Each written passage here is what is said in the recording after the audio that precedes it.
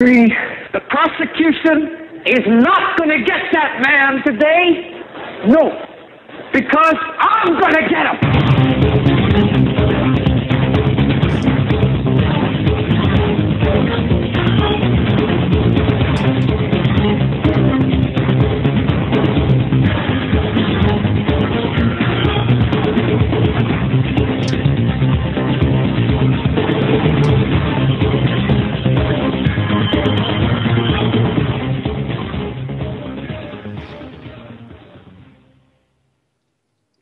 This is the Hagmann and Hagmann Report for today. It's Friday, March 22nd, 2013. This is a live broadcast. I'm Doug Hagmann. I'm the co-host of the Hagmann and Hagmann Report. With me is my son, Joe Hagmann. Folks, you're about to hear 3 hours of unbiased, uncensored news, analysis, and information that you need to know in these times in which we live. We broadcast live each and every weeknight from 8 to 11 p.m. Eastern Time. Home base on the internet is HomelandSecurityUS.com. That's HomelandSecurityUS.com. And of course, our fine neighbors, colleagues to the north, CanadaFreePress.com. Folks, you can watch us live on the internet as well as we simulcast in high definition on the Christians United Broadcasting Network. And I want to thank each and every one of you for joining us. Thank you for your belief and trust in us as we walk through these headlines, sift through these headlines, attempt to understand what we're seeing through the, I suppose, the picture in the picture, as we talked about last night, that picture that's hidden amongst the larger landscape. Joe, it's good to see you in studio today. Yeah, glad to be here. Did not get here till later in the afternoon.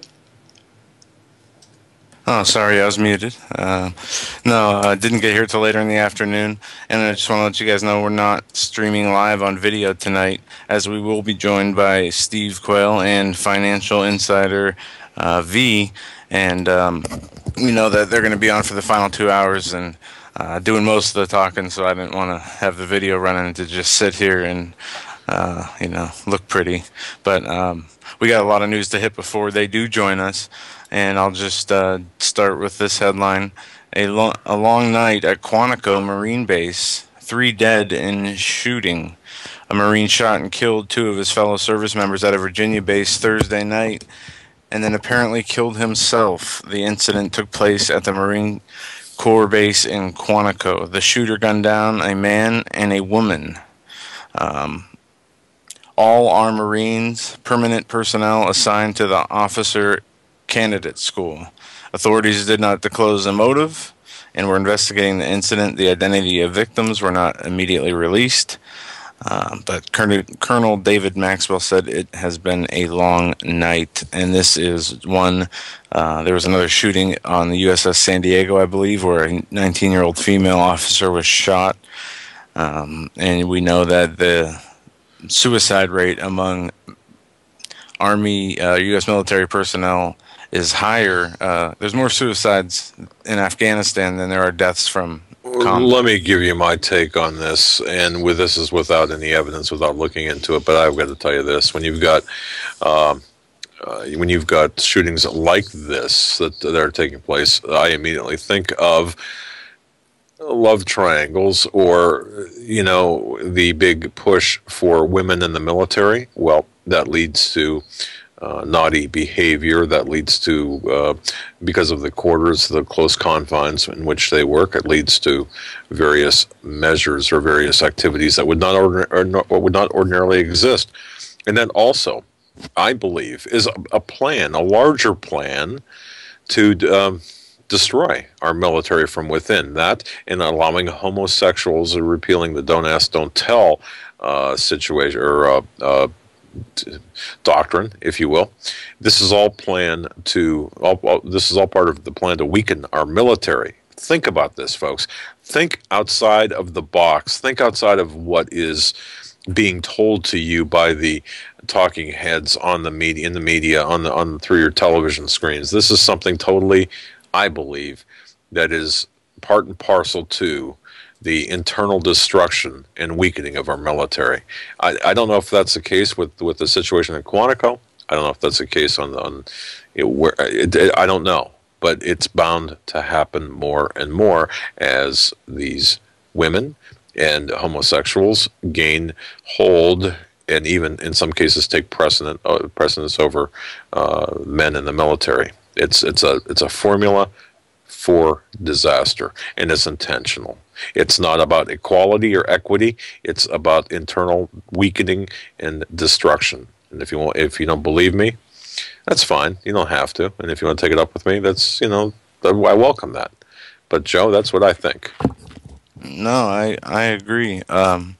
There is huge problems in our culture with the morals and the way that the culture is now created. We say we are living in a false reality, and that is really the case because all the programmings from the TV and media, entertainment, Hollywood, it just inundates you to a point that if you fall into that trap, it's so hard to get out of because you're blinded by it. I mean, we all have been blinded by that. Tonight, we're going to be focusing primarily on financial information. I'm going to play a clip here, a couple clips. We got updates coming from Cyprus as rioting and bank runs are happening. Here are a few clips, one from ABC News. This is Cyprus crisis tension builds in the streets. That's right. I mean, I think the protests are only growing, maybe not so much in the numbers of the people at the protests, but they're just becoming more constant, almost a permanent feature outside of the parliament. What I think is extraordinarily remarkable is that when you talk to the people, it doesn't seem like they'll be happy with any of the options that their government is discussing. So just a few days ago, everybody was against Plan A, the plan that their president agreed with the Troika. But the more they learn about the various configurations of Plan B, they don't sound like they're very happy with that. And some people have even told me maybe we should have gone with Plan A. So you have the president, the head of the central bank, saying to the parliamentarians, you have to act. We have to vote on Plan B right now. They keep describing Plan B, saying it's pretty much all agreed on, and yet they were supposed to vote on it 9 hours ago. So there's disagreement between the Cypriot politicians on the actual makeup of that Plan B. The basic contour is the second largest bank will be reorganized. It's called Cyprus Popular Bank, and if you've got less than 100,000 euros in it, that'll be guaranteed. If you've got more, well, you'll be sacrificed, and you could lose at least 60% of your money. The real human drama here, though, is not just at the protests, it's at the cash machines. That's where you see these very anxious people pulling their money out, not just to cover their costs like they were a couple of days ago, because with the branches closed, the only way you can get money is to pull it out of the cash machines, but because they're concerned that when the banks do reopen on Tuesday, there's not going to be anything for them to get. There's a limit now on how much you can get out of the cash machines. It's 260 euros, and that's all people really have to get through their days. Now, think if that were happening here. Folks, it's going to happen here. It is going to happen here. What you're seeing in Cyprus, the reason we're playing these clips, get used to it. It's coming here. And the second and third hour of our program with the Financial Insider, of course, is V is going to be explaining how it's going to take place, at least in there are different angles. He's going to explain the internal financial angle. But the globalist angle is something a little bit different. But he's going to approach it from the inside view. So, but I want to say, coming here, yeah, go ahead. We had him as a guest on January 11th for the first time, and I was never, I didn't know who he was really. And he said some things that to watch for that might happen, and if they do happen, you know that the wheels are in motion. And about 3 or 4 days after that show, we started seeing headlines of exactly what he was warning about. Japan devaluing their dollar, the currency wars. So tonight it's going to be very interesting to hear what he has to say. Yeah, it is. And what we're seeing here is a product of Keynesian economics or Keynesian economics, depending on how you want to pronounce it. Folks, everyone should have a good understanding of what Keynesian economics is what it stands for. John Maynard Keynes, of course, is the architect, or is the man behind it. That's named after him. It's really a debt-based financial structure. Now, let me just digress here before we get into more Cyprus, because if you go back to our early history, or early 20th century history anyway, on January 13th, 1932, this is well after, of course, the Federal Reserve had been instituted in this country. Just think about this. January 13th, 1932, McFadden, who was a member of the House of Representatives from Pennsylvania, actually, Louis T. McFadden, House Banking and Currency Committee. He was on a crusade against the London connection, meaning the London connection with the bankers that had wrecked the United States of America, at least on an economic level. On June 10th, 1932, McFadden addressed the House of Representatives stating, "Some people think the Federal Reserve banks in the United States are United States government institutions. They are not government institutions. They are private credit monopolies which prey upon the people of the United States for the benefit of themselves and their foreign customers." Now, understand, foreign customers, international bankers. What we're seeing today, there's nothing new under the sun, of course. This process has been in progress for a long time. The Federal Reserve banks are the agents of the foreign central banks. Henry Ford has said the one aim of these financiers is world control by the creation of inextinguishable debts. What are we seeing today? What's Cyprus all about? What's the United States all about? It's about debts that we will never, ever, ever, ever be able to repay. The truth is, McFadden continues, is the Federal Reserve Board has usurped the government of the United States by the arrogant credit monopoly which operates the Federal Reserve Board and the Federal Reserve banks. Now, that was on, when was that? That was on June 10th, 1932. Before that, on January 13th, 1932, McFadden had introduced a resolution indicting the Federal Reserve Board of Governors for conspiracy, criminal conspiracy. Although I read this out of order, or referenced this out of order, think about this, folks. Think about the grit that this man had and the guts this man had. He stood before the House of Representatives and stated thus, "Whereas I charge them jointly and severally with the crime of having treasonably conspired and acted against the peace and security of the United States, and having reasonably conspired to destroy constitutional government in the United States. Resolved, that the Committee on the Judiciary is authorized and directed as a whole or by subcommittee to investigate the official conduct of the Federal Reserve Board and agents to determine whether, in the opinion of the said committee, they have been guilty of any high crime or misdemeanor which in the contemplation of the Constitution requires the interposition of the constitutional powers of the House." In other words, hey, Fed, everything, a Board of Governors, you are treasonous to the United States of America. By the way, no action was taken on the resolution. McFadden, of course, came back with a motion to impeach President Herbert Hoover. Only 5 congressmen stood with him on this, and the resolution failed. The Republican Majority Leader of the House remarked, "Louis T. McFadden is now politically dead," and soon McFadden was dead. He was marginalized as being insane, and he died in his Pennsylvania home, supposedly of natural causes, but that's a little bit sketchy because there's indication that he was poisoned. Why? Because he dared to take on the Federal Reserve. But Joe, isn't it interesting? Isn't it interesting that what we're seeing today is a replay? Well, or let's just say this was set in motion over a century ago. And this is what we're seeing. I mean, this is this is the culmination of the plan that was set in motion well over a century ago. Yeah, and things are just getting started. I mean, this is one small area. I want to hit. This is what I wanted to play. Was initially from ABC News, as people are running to the banks to try to get all their cash out to get away from this tax, on their savings account. Here it is.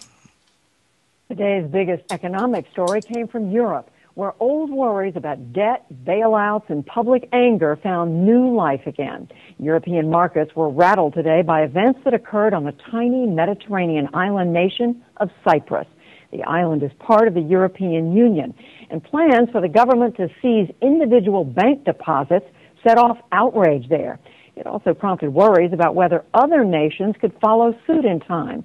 As the day wore on, concerns about the region's debt crisis dragged on U.S. markets as well. The Dow Jones Industrial Average fell 62 points to finish the day at 14,452. The NASDAQ lost more than 11 points to close above 3237. We begin our coverage with this report from Emma Murphy of Independent Television News in Nicosia. They held their hands in protest and not in considerable despair. These are Cyprus's saviours, and they're furious with their government and other Eurozone leaders. They're the people who are having to carry the weight of the EU bailout. The banks will get 10 billion euros to keep them afloat, but Cyprus has to find 5.8 billion more. It will come through a levy, meaning these people will lose between 6 and 9% of their savings. It's like people putting your hands in your pocket and receiving something. It's outright theft, and this is something that could not have happened in Cyprus. These are the people who are really suffering. They've saved their money, they put it in the bank, and they believed that it would be safe. Then they woke up to find that their balances had gone down considerably, and they couldn't even get access to cash. Little wonder, after promises from their president that their money would be protected, they're now so angry. We do probably about 50 weddings a year. Sue Hall moved to Cyprus to run a wedding company. My big concern is the business, because most of the money in my business account actually belongs to brides that have paid for weddings here. So, what do I do? Do I ask them for more money, or do I have to carry the loss? Banks are closed until Thursday, and there's a limited amount of money left in the cash points. The Cypriot government has to get Parliament to agree the deal, or the bailout fails. They're not confident. We shall face a total collapse of the banking system and of the whole Cyprus economy. Such talk may well be brinksmanship. If not, these people and many more across Europe face futures which will be forever changed by the events of the past 3 days. And there you have it. That coming out of Cyprus is cash is short. And the guarantees that the country had, like our guarantees, that kind of went out the door on January of 2013. Ann Barnhart told us the FDIC insurance would no longer cover deposits up to a certain amount. Well, of course not. They don't have the money. Folks, think about history. Look at what's going on in Cyprus, in Europe. It's coming to America. Remember history. Remember the financial panic of 1907. The Hegelian dialectic in its perfect illustrative fashion. Yeah. We had the panic of 07, no central bank, no Federal Reserve. What happened after the panic of 1907? Well, of course, Woodrow Wilson, the governor of New Jersey and former president of Princeton University. Can you just feel the ivy? Can you sense, can you smell the ivy on your walls right now? He was enlisted as a spokesman for the Aldrich Plan, which was the Republican plan of the Federal Reserve. During the panic of 07, Wilson declared, all of this trouble could be averted if we just appointed a committee of, I don't know, maybe 6 or 7 public-spirited men like J.P. Morgan, to handle the affairs of our country. You see, problem, solution. Problem, solution. '07 Federal Reserve, panic of 2013 economic worldwide, one global currency. This is what we're being set up for. And you talked about J.P. Morgan. I don't know if you have the Rockefeller memoir book, or if I took that back. But no, I do. I've got it right here. Yeah, in there, in his memoirs, I think it's page 405, it talks about how many people say that me and my family are part of a global cabal, internationalists working against the best interest of the United States, and if so, I am guilty as charged. And you know, is the owner of the J.P. Morgan banking system. So we know, publicly stated, that yes, they are working as a group, a secretive group, to sway, influence, destroy the economies for their own personal gain.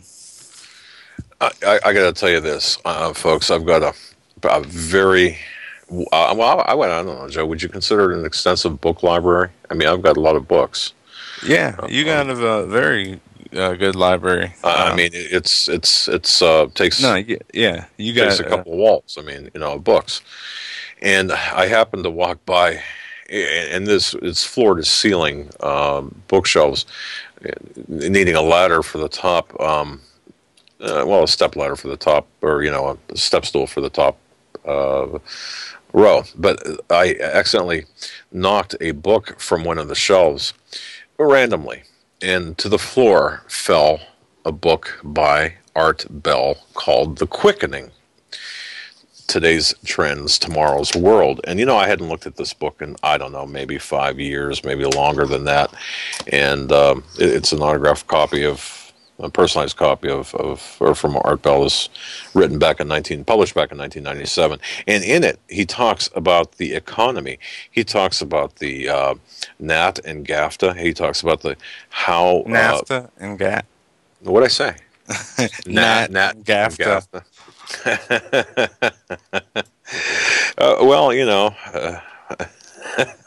That's pretty funny, actually. But he talks about Morgan and J.P. Morgan, the quintessential industrialist and American banker, with the power and such. And he talks about a lot about the various things that took place during the 20th century. And in it, he said, things are rapidly progressing toward this one world government based on a upcoming crisis of the monetary system. He was well ahead of his time. Well, I mean, I think he had a good understanding, and he was plugged into the crisis, into the ongoing crisis. But it happened to fall off the shelf, and I looked at the economic part of it, and I thought, wow, it does certainly explain what's happening today. So very interesting, and of course I'm interested to hear from 9 to 11 what V and Steve Quayle have to say, V in particular, with respect to what is taking place in Cyprus, what is taking place in the European Union, what's going on with Japan, and of course I've received a lot of emails here at the studio of your concerns. Hopefully those will be answered as well. We can try to get those concerns expressed. I think I've got a pretty good understanding, handle on everyone who sent me emails. We're going to try to, summarize everything and answer those concerns for you. Some other economic news today: sprawling and struggling, poverty hits America's suburbs. Like many Americans who moved to suburbs, Tara Simmons came west to Connecticut. It says came west to Hanford, Connecticut, because she wanted her daughter to grow up in a place with good schools. I wonder where she lived before, because that's pretty east. Anyway, the article goes on to state the number of struggling Americans and how much they have been hurt by this weak economy. The number of suburban residents living in poverty rose by nearly 64% in the last from 2000 to 2011 to about 16.4 million people, according to the Brookings Institution, of 95 of the nation's largest metropolitan areas. That's more than double the rate of growth for urban poverty in those areas. Double the rate of growth for urban poverty. Now that we're talking about America's suburbs, the middle class, where it's going to hurt the most. This is this part of this class warfare that has been waged on us by the J.P. Morgans, by the Federal Reserves, and the faces of it, Timothy Geithner, Ben Bernanke, Alan Greenspan. It's a far and wide-reaching range of people that have their fingers on the control buttons of the world economy. Also, another headline, China to overtake America by 2016, becoming the world's biggest economy. You know, Shadow Stats is a great site. Folks, if you haven't heard of it, it's Shadow Stats, STATS.com. And part of it is a subscriber site, and the other part has open source information that includes the alternative or alternate data concerning inflation, concerning it's got the real numbers, unemployment, inflation, and so on and so forth. It was interesting because John Williams from Shadow Stats was saying that the quality of government reporting has deteriorated sharply in the last couple of decades. Reporting problems have included methodological changes to economic reporting that have pushed headline economic and inflation results out of the realm of real world or common experience. What he is saying is they're lying to us. The people in the economic world are lying to us, and you might think, well, geez, tell me something I didn't know. I guess the question here, the most important part is, well, okay, first of all, who is lying? As an investigator, I want to know the who, what, when, where, why, and how. I want all the details. Well, go to Drudge Report right now and look at the cover story, the front page. Right, okay. What about There's a picture of Putin. Right. It says New World Order.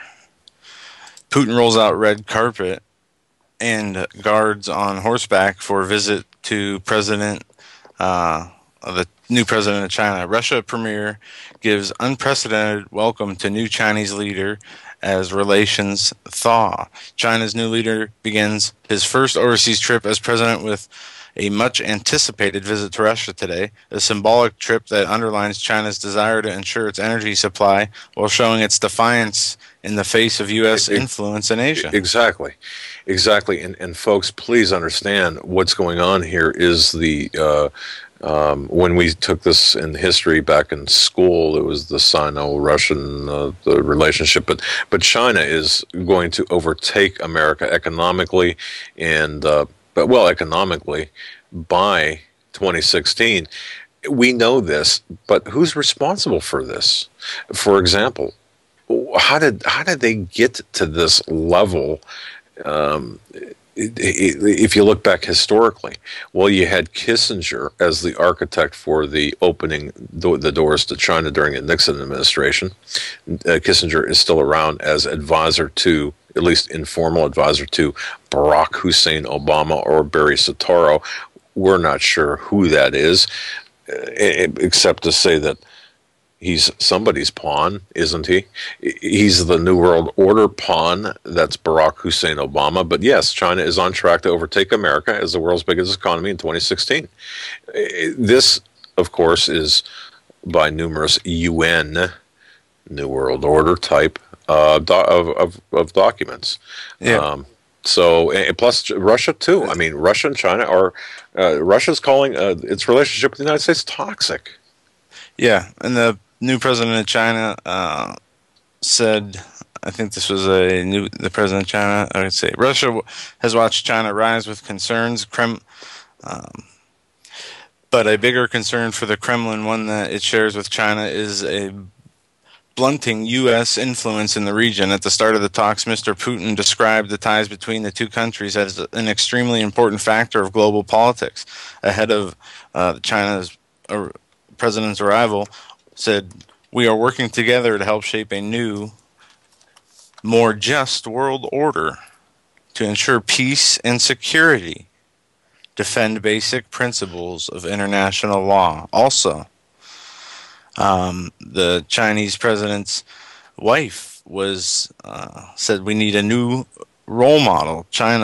In China, the big news was not about the president and his first trip. Instead, it was about his wife, Peng, first public appearance as First Lady. She is a popular figure in China.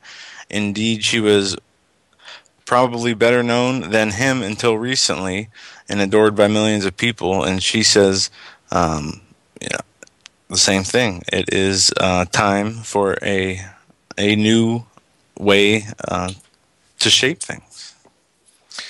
Why are you smirking over there? The way, I just want to say this. I'm talking like I had oral surgery today. I didn't have it because my doctor actually something cut his cornea. Okay, so of course he couldn't do this stuff he was supposed to do, and it was called off at the very last moment. And bottom line is it's rescheduled. But I'm talking like I have had it, and when I made that what would I say, Nat and GAFTA? Or whatever, I'm already GAFTA and that. Yeah, I'm already getting emails saying, "Great job, man! Just keep slurring your words." But I'm laughing because it's just funny. But one thing, let me back up for a second, because one thing we mentioned earlier, and I think this is important. A gentleman writes in with this when we were talking about Cyprus. Remember, the bank run and withdrawal limits has happened here before. Remember the S&L bank collapses in the 1980s, nearly identical. Well, think about this. People today are walking around saying, yeah, well, that's over there. It's not going to come here. It's not going to happen here. And I'm sorry to switch topics like this kind of in the middle of the stream, but boy, if you think about it, remember what triggered the S&L crisis. The very all of the fraud, and that was really at a much smaller scale, not relatively smaller, but smaller. Yet there was that run back in the 80s. There was that scare back in the 80s with the S&L scandal, not in crisis.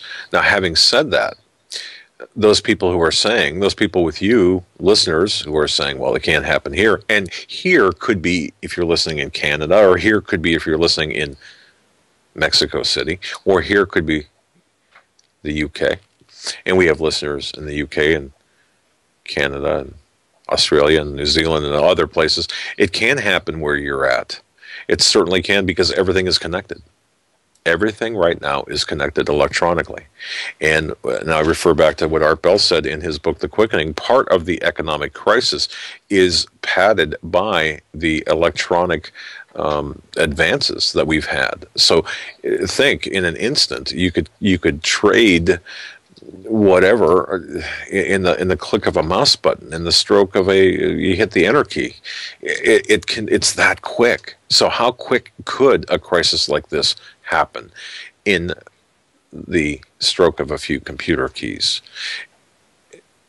Do we understand the serious nature of this, Joe? Do you think that the average person on the street understands how close we are to a financial, dare I say, collapse or crisis?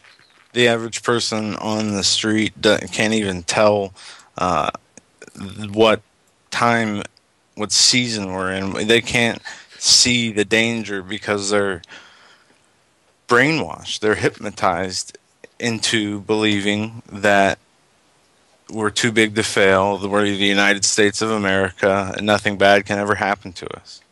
Yeah, exactly. Except for the people who are aware of what's going on, who are looking beyond what is presented to them. And I was listening to our local radio station, local Fox affiliate here on the way to the studio, and it said, "Shaping Public Opinion, 1400, Erie, PA." Shaping they're not supposed to, public opinion. Yeah, that's what they say. And that's been their commercial. Yeah, I don't remember anything different. They say that a lot on that station. And I was thinking on the way here, your job is not to shape public opinion. Your job is to report the truth. See, I got to tell you And I this. bet you can find the audio clip online. Well, that's interesting how that. So I guess they're going to tell us how to think. That's exactly the point. Yeah. And how to feel, how to think.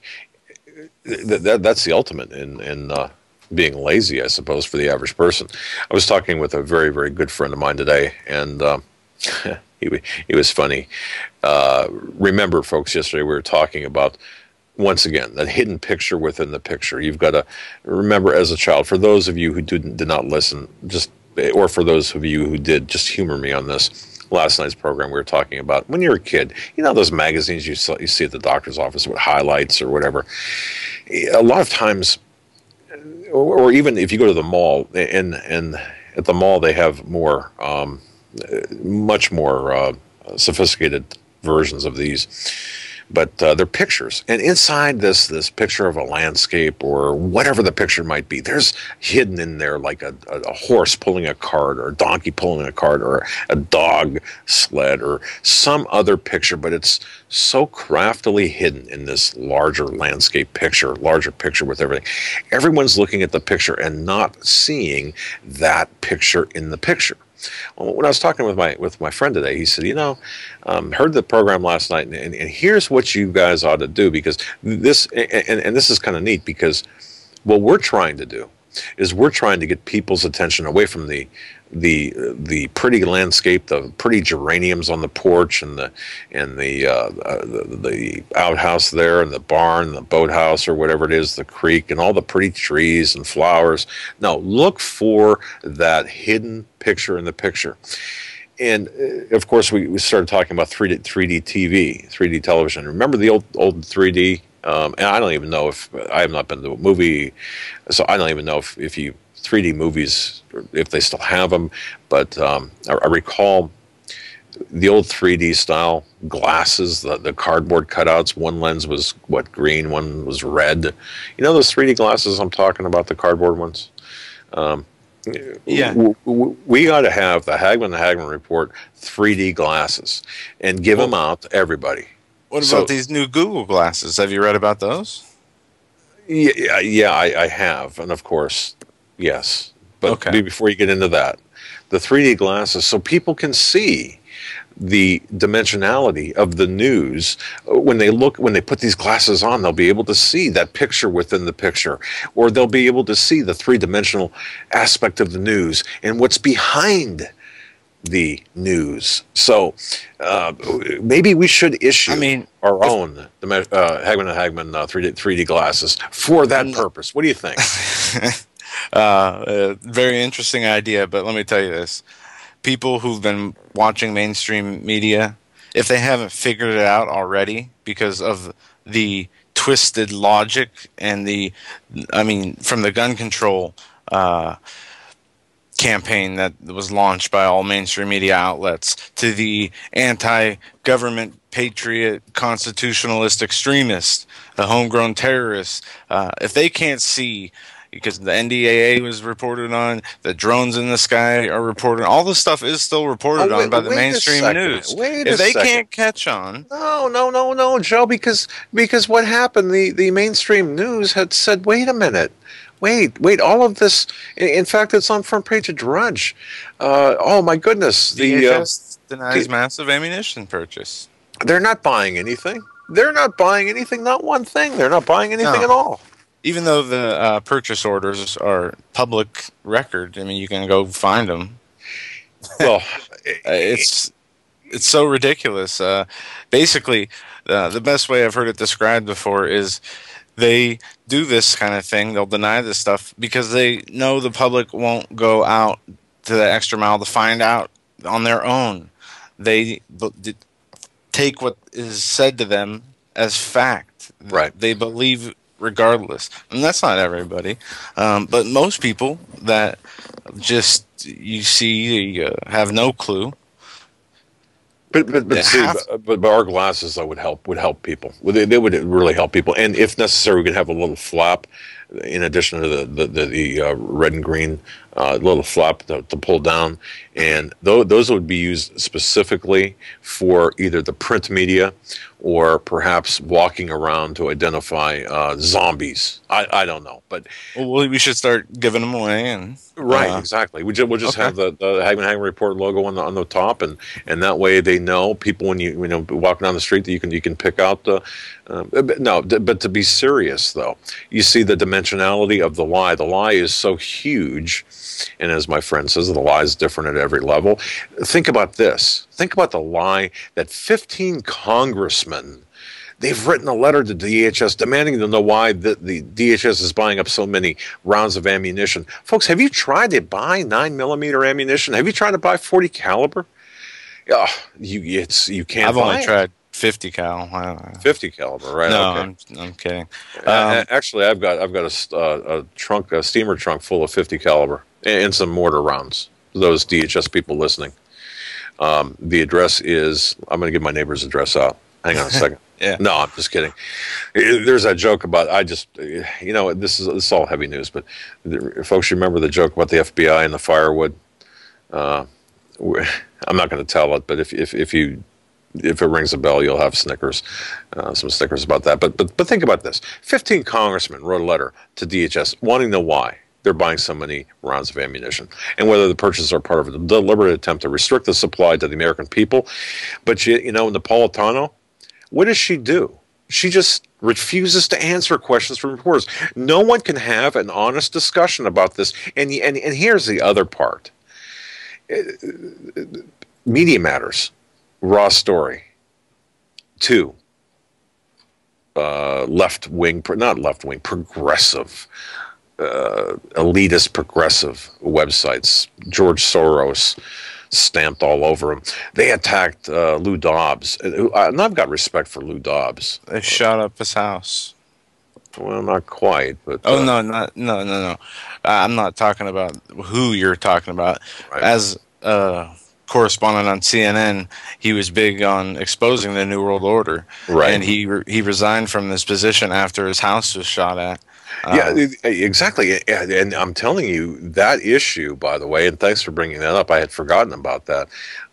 You start getting into the real depth of the issue. Once again, our glasses will provide our listeners, our viewers, with depth perception. But you get into the depth of the New World Order, one world government, the Agenda 21, and how everything connects. The financial part that we're going to be talking about at the third hours is so big. It's a big part of this. But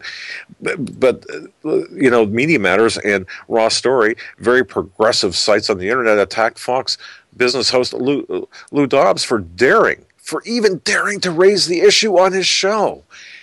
And, neither representative had anything to say about this. They were dismissing the facts only by regurgitating a glib statement from a single DHS official that all of this was just conspiracy theory. You see how, and I refer back to last night's program, you see how the ridicule, the mocking, oh man, it's terrible. And of course, let me throw in Snopes too, a site that profits from debunking anything and everything.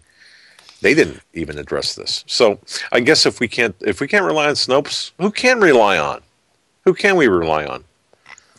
Well, there's a big uproar on Twitter about a meteor flying over New York City. There's a photograph I posted in the chat. I'll send it to you through Skype, Dad. Pretty interesting, I think, as NASA said something about a meteor possibly hitting New York City. That was NASA on Prey. Basically, and if it landed right on Bloomberg's mansion, and I got Bloomberg News next. Would I shed a tear? I think not. I'm sorry. I mean, it would be a tragedy, of course, if Michael Bloomberg. Yeah. Listen to this. This will make your opinion of him even better. It's scary, but what's the difference whether the drone is up in the air or on the building? Domestic drones and facial recognition technology are scary and inevitable, says Mayor Michael Bloomberg. Inevitable. Nothing is inevitable. You know why it's inevitable, people? Because we are allowing it. You know why? I'm not going to get started, but it's inevitable because we, the American people, the citizens of our fine country, the brave patriots, allow this to happen. Yeah, he was on a radio show, a gambling radio show this morning. When Gambling asked him his thoughts on the use of domestic drones by the NYPD or any other entity, he said, I mean, intellectually, I'd have trouble making a distinction. And, you know, you're going to have facial recognition software. People are working on that. You can't keep the tides from coming in. We're going to have more visibility and less privacy. I don't see how you stop that. Well, you stop it by not complying, by civil disobedience, by saying no. How do you not comply with a drone surveillance? Okay. You got to get those anti-drone hoodie and. Man, we got to get new glasses, another set of glasses, just to identify long-range drones. But no, seriously. The drones are a separate issue. The drones are a different issue. But I'm talking about facial recognition on cameras on every corner, on every street corner. You know, and believe it or not, I used to think, and I got to talk. We have a lot of new listeners tonight because of the nature of the program starting at 9 o'clock, and also there are stations that are simulcasting this for that purpose as well. So not a lot of new listeners. I just want to say this. You know, I was the biggest proponent of anything and everything that would keep America safe back after 9/11, including domestic surveillance, including the Patriot Act. And I want to issue a public apology for that because, you know, I fell right into that trap. Well, you know, it wasn't, you know, you weren't advocating the surveillance of all Americans. You were advocating surveillance of people that would be red flagged on a. Of course. It wasn't. You know, you weren't cheerleading for a police state to be brought in. Not at all. You were working towards trying to find the real threats. But you see how easy, though, and if people like my friend at, well, I'm not going to name names, but aside from Steve Quayle and Stan Deo and others, but the high profile people, but there are a lot of people behind the scenes. If they didn't sit me down and kind of smack me upside the head and say, hey, listen to what I'm telling you. This is what's happening. This is the road to a prison planet. Yep. And I look at you'd cringe when I'd call Bush a Nazi and yeah, and I had when the Canadian Broadcasting Company came into my office and they did an interview with me, and two things they focused on, and this is back in 2005. I might still have it's like the equivalent of 60 Minutes in Canada, and you Canadians, you know what I'm talking about. They had a 15-minute segment out of their hour-long show on me, on our network actually, but in my office, and of course, there was two things they focused on. They focused on a picture of George Bush I had hanging on my wall. And out of respect, it was sent to me. It was signed by George Bush, and I thought, oh, that's pretty cool. That was the extent. I did not have any adoration for the guy, other than the fact that, you know, I thought at the time, okay, well, he was doing what he should have been doing. The second thing was a Bible. They focused on this Bible, and I made several statements about this being a war between good and evil. And they took that one clip, they edited it in such a way where it appeared like 5 times in the course of 15 minutes. And also the religious component to the Islamic versus Christian versus everyone and Judeo-Christian element here. But it was so interesting to see. Out of 7 hours of footage, the temperature in my office got to 99 degrees. That was how hot, because of the lights and because of it was incredible. But the bottom line was this: they made me appear to be a real lunatic. Now, they were actually pretty close, right? Accurate. But no. Even at that time, even at 2005, when I started to realize that something was wrong, and that kind of was one of the things that kind of pushed me to the realization that, hey, I'm falling for a lie, and I'm starting to realize that lies. I'm starting to realize that there are lies out there. Still took me a lot longer to understand that the lie is so deep that it's kind of like that picture in the picture thing. You need special glasses or somebody to guide you, and that's what we're trying to do. But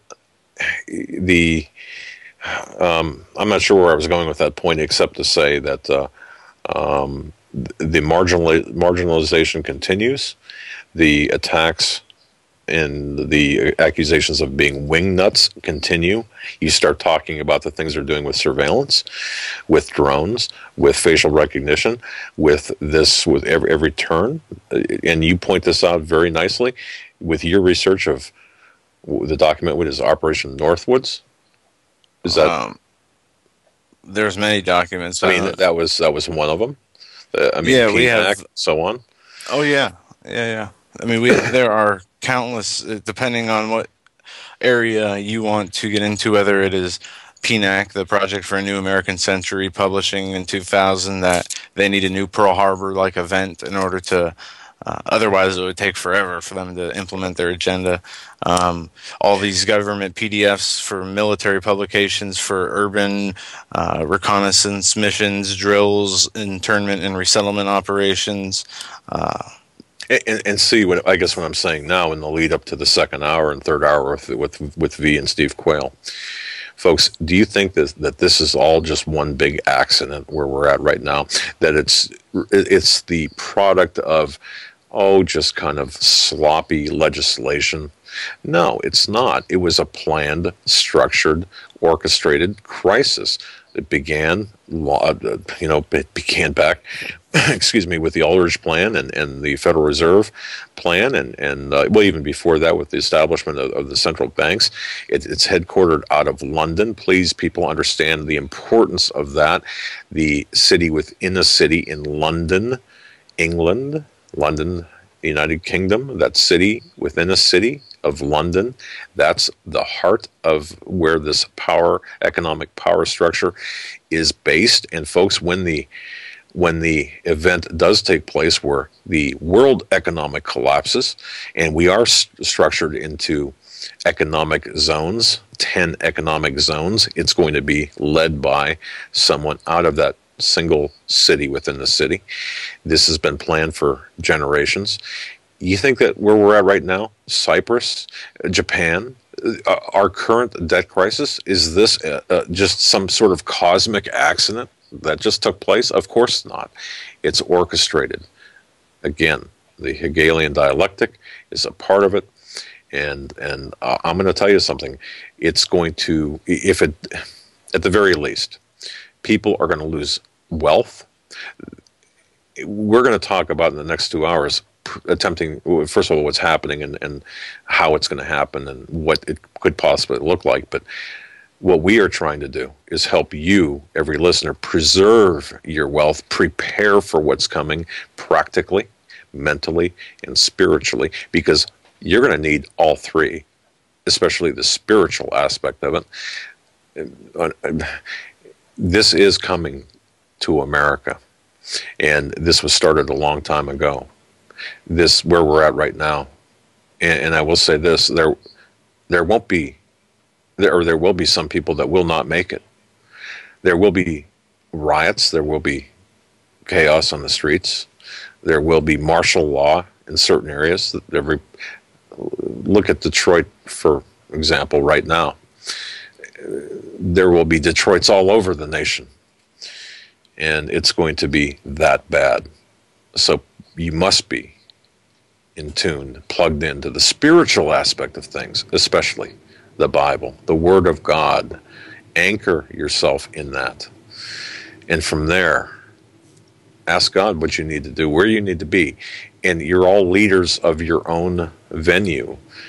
Help your family understand. If you understand, tell somebody else that perhaps might have questions. Help them understand so they in turn can help others, because information is the biggest enemy to these people these evil, elite, royalist, elite people that we have forcing this agenda down our throat. The Ben Bernankes, the Tim Geithners, the Obamas, the Morgans, the Rockefellers, the Rothschilds, all of these names, yeah, we're familiar with these names. How do they fit in?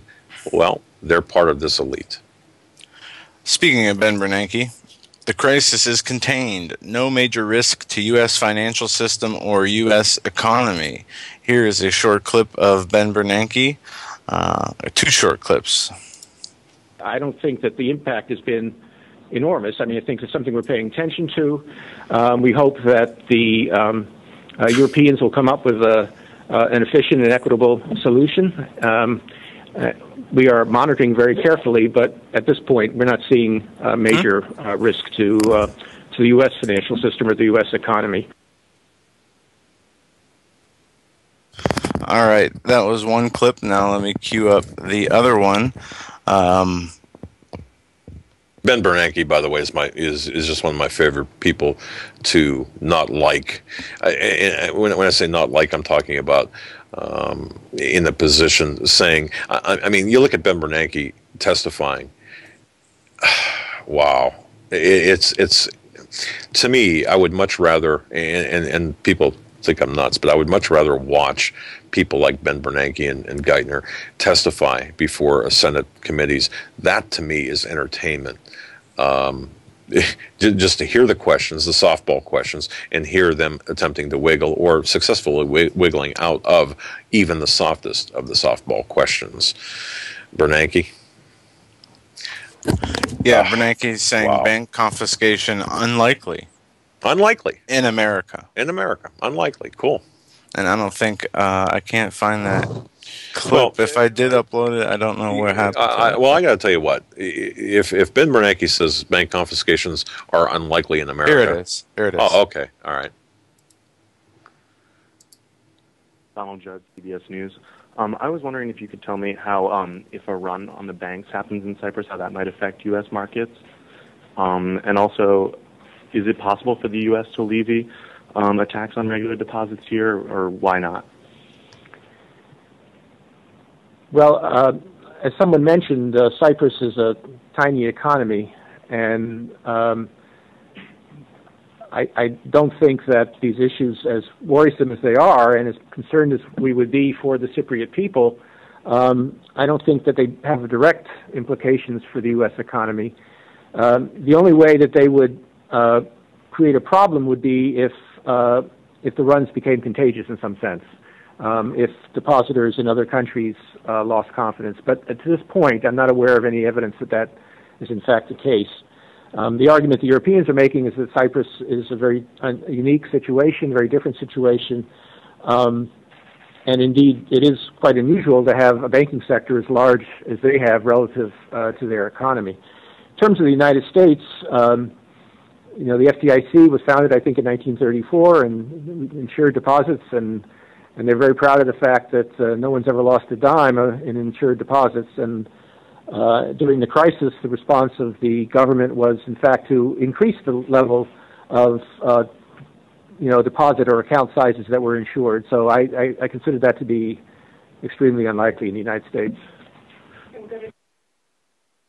Yeah. Let me just point this out, folks. According to the FDIC, which Ben Bernanke is holding his velvet gloves around and caressing this FDIC, it's been broke before and continues to be underfunded. There are charts that reflect this. In September of 2009, the FDIC was $8.2 billion in the hole. They were lacking by $8.2 billion in January of 2010. In June of 2009, or June of 2009. They were 10.3 billion in the black. That shows you how quickly things could change and have changed. The FDIC released numbers, yet Sheila Baer at the time, this is back in 2010, had said nothing. Instead, after the results of the FDIC audit, if you will, in a speech that she gave to bankers in November, she said that basically everything was fine. The FDIC is too big to fail, essentially. And if they were allowed to fail, there would be a true run on the banks. People would demand currency and so on and so forth. But the ultimate bottom line here is this.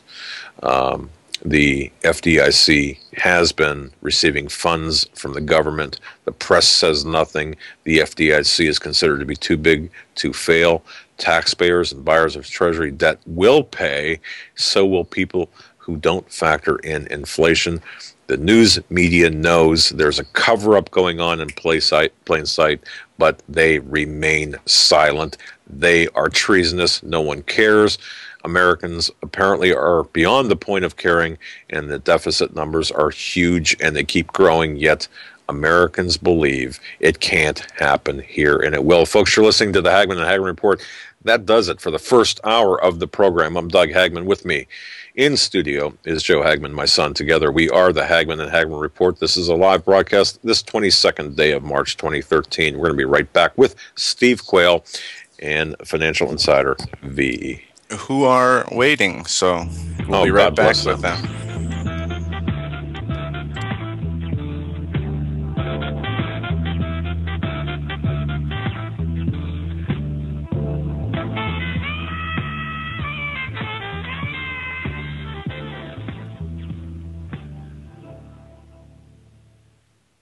Hi folks, Doug Hagmann here. You might know me as the co-host from the Hagmann and Hagmann Report, or as a frequent guest on Coast to Coast AM with George Norrie. If you're like me, you're tired and confused over today's headlines. You just don't know where to turn for accurate, concise information about really what's going on, what's truly going on in today's society. If you don't know where to turn for accurate, well-researched, and properly vetted news, I've got a suggestion.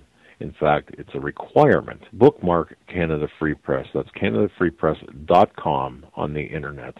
It's just not for Canada. It's for news across the world. Judy McLeod, founding editor, has put together a vast array of talented writers like Kelly O'Connell, Daniel Greenfield, Dr. Eilena Johnson-Powell, a lot of guest columnists, very talented writers. Folks, that's Canada Free Press at CanadaFreePress.com. Now mobile friendly. Follow on Facebook, because without America, there is no free world. You want answers? I think I can tell you want answers. I want the truth. You can't handle the truth.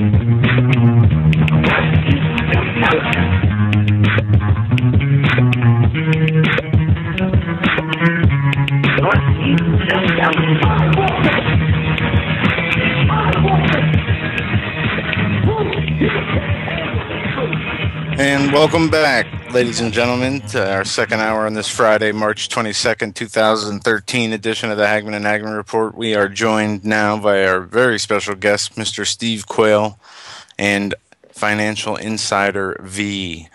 Last time we spoke with Financial Insider V was on the 11th of January, where he made a series of statements that turned into a bunch of news headlines, and starting with Japan devaluating their currency to the currency war starting from China, and now we see Russia and China partnering up, and the currency wars press on. And with that, we have Steve Quayle on the line and Mr. V. Steve, are you there? Hi, Joe. Good evening, everyone. Hi, Doug, and welcome, V. Tonight we're going to give you the scenario that is unfolding, and the title for tonight's show is Guerrilla Finances, and the guerrilla warfare that's taking place that ultimately is designed to not only lessen the planet's population, but to pretty much rape, pillage, and plunder anybody who's got anything in the bank whatsoever. Now, V was very prescient, very timely, and prophetic when he said that we were going to see the stock market rise to new highs and that we were going to see it basically begin to, it meaning the stock market, draw a lot of money from the foreign currencies and especially from different depositor nations as they flee the euro. Now we've got the Cyprus Bank. So, V, why don't you give your take 2 months later than when you were on the show with me last time, Because right now, I don't think, and I want you to explain, if you would, sir, explain to people why what happens in Cyprus doesn't stay in Cyprus. I mean, it shows up on trading platforms across the world. And tell us where you see this thing going and what you see taking place right now from all of your sources and from what you know. Well, first and foremost, gentlemen, it's great to be back. It's been 2 months, and we've seen a lot of things happen. And what happens in Cyprus doesn't stay in Cyprus. Okay, one of the things I put up and the alert that I put out there on Steve Quayle's website was, I said that Cyprus is a petri dish that through which the contagion of the euro shall do its work. And unlike a typical petri dish, it's not going to be contained. This is something that it has been festering for decades. This has been something that ever since Cyprus became involved with the euro, it's been really, really causing some serious problems. So Cyprus is basically, we've all heard the adage, we've all heard the saying, the axiom, the canary in the coal mine. Cyprus is that canary. In Cyprus, what goes on in Cyprus is going to affect the whole entire market in the European Union, and it's going to stem exactly to the U.S. Now, if anybody's been following some of the alerts that I've been putting up on Steve's website, one of the things I predicted, I said, is this. Okay, and there's a couple of things that everybody needs to be mindful of. Last time I was on January 11th, I also said it as well. What you have in the Western banking system, in the Western banking world as we know it, there's one overarching theme, and that is the dollar as the reserve currency. Okay, that's the overarching theme. The whole entire Western banking model is built on the dollar. All right. So when the crisis is occurring in Europe, I said that you're going to see a flight to the dollar, and you're going to see a flight to U.S. Treasuries, and that's exactly what you see happening. Okay, things right now are much more higher risk than they've ever been. Because we've seen so many corrections in the bond market in terms of corporate, corporate hedge funds, sovereign government sovereign funds, and it's making such an impact on what's occurring that it's going to begin to start ravaging, worldwide, wealth, and it's going to really bring about a massive economic crash that's going to occur within the market. And so every play that they're doing right now is to keep that dollar system going. Every play that they're doing right now is to make the dollar the last safe haven. Okay, so everybody's flocking to it. But the plan is, ultimately, the end game is a global currency. So how do you bring about a global currency? Simple. You got to get all the people on the same boat. And when you put everybody on the same boat, you push it out to sea, and then you sink it. That's exactly what's happening here. Everybody's running to the dollar. Everybody's buying T-bills. Everybody's investing into U.S. real estate. Just a couple of weeks ago, I've heard reports, from my sources where, what they're trying to do is reinflate the real estate market in this country. And, you have a lot of foreign investors, Chinese and Russian, that are buying tremendous amounts of U.S. real estate. Why? They're being suckered into it again. Okay? This is the game. This is the scheme. So you're going to see again that this temporary flight to the dollar is going to be the temporary, safe haven, this temporary life jacket that people are jumping into. But it's so full of holes, and it's going to wind up sinking everybody. And I think it's important, V, that people understand that the global political developments and offshoots of this are very critical. Cyprus does have a natural resource in our natural gas. The Gazprom, owned by the Russians, is one of the largest, if not one of the largest, the largest natural gas consortium in the world. Now, it's interesting to me that we got the reports that the Russian oligarchs and the billionaires were tipped off a couple days in advance. It just goes to show you that the KGB are better bankers than the bankers in the West, and that is a true statement. Given the fact that now the Russians and Chinese are openly advocating, as Joe Hagmann just declared, it's on the front of Drudge, this new alliance and allegiance, the days of the U.S. dollar as the world's reserve currency, they're over. They're only being kept alive by massive massive amounts of money being printed, and we, meaning the United States government / Federal Reserve, which is not the United States government, is monetizing all the debt. So as you see this thing in Cyprus, what effects will it have, for instance? And again, this is something for people to understand. The derivative market, when the geniuses at Goldman Sachs and Morgan and others develop financial instruments of mass destruction, as Warren Buffett calls derivatives, how is this going to affect the derivative market? They can write it down as they've done, from 1.5 quadrillion to 750 trillion. But still, Europe is holding the bag on a lot of those toxic waste byproducts, and no one, to my knowledge, unless you've seen it, and obviously you're in the financial world on a deeper way than I am, but I haven't seen anybody addressing the toxicity of the derivatives market as it is basically relating to the cascading domino destruction of countries. And let's face it, the euro is dead by design, and then, as you said, everybody will flee in the American dollar, and then at the appropriate time and place, the American dollar will be absolutely placed on the trash heap of history. So if there's kind of three questions in there, do you kind of understand what I'm asking? Or I'm trying to be as clear as I can.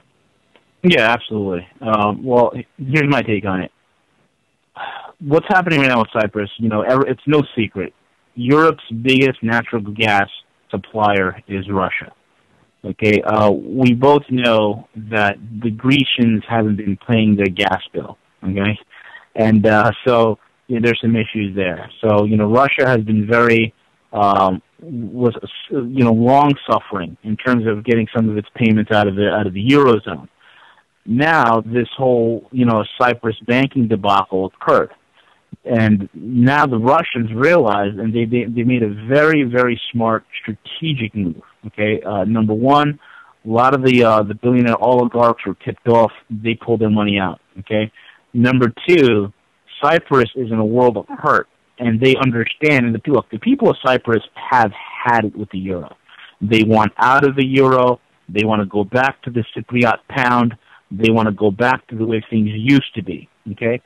But the thing is with the Eurozone is the Eurozone cannot allow a member to leave, because if the smallest member leaves, then that's going to create a rush to the exit doors that the elites that are running the euro can't afford to happen.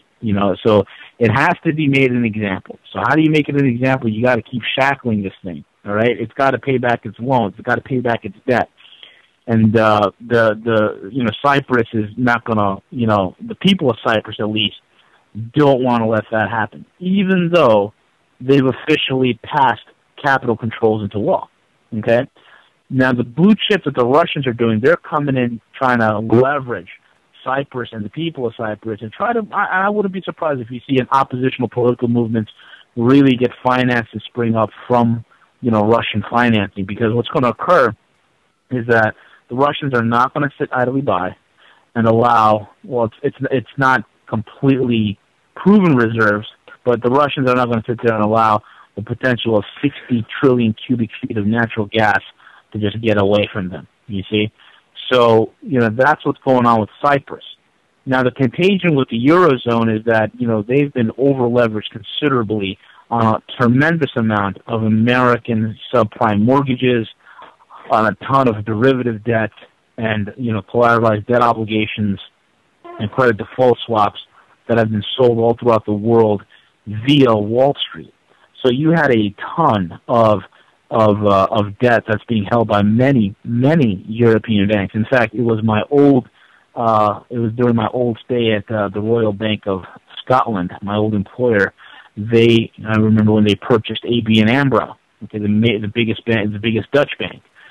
Everybody thought that was supposed to be the biggest bank merger in history, and sure enough, as soon as RBS bought it out, they began to look at ABN AMRO's book, and they were sitting on nothing but toxic assets.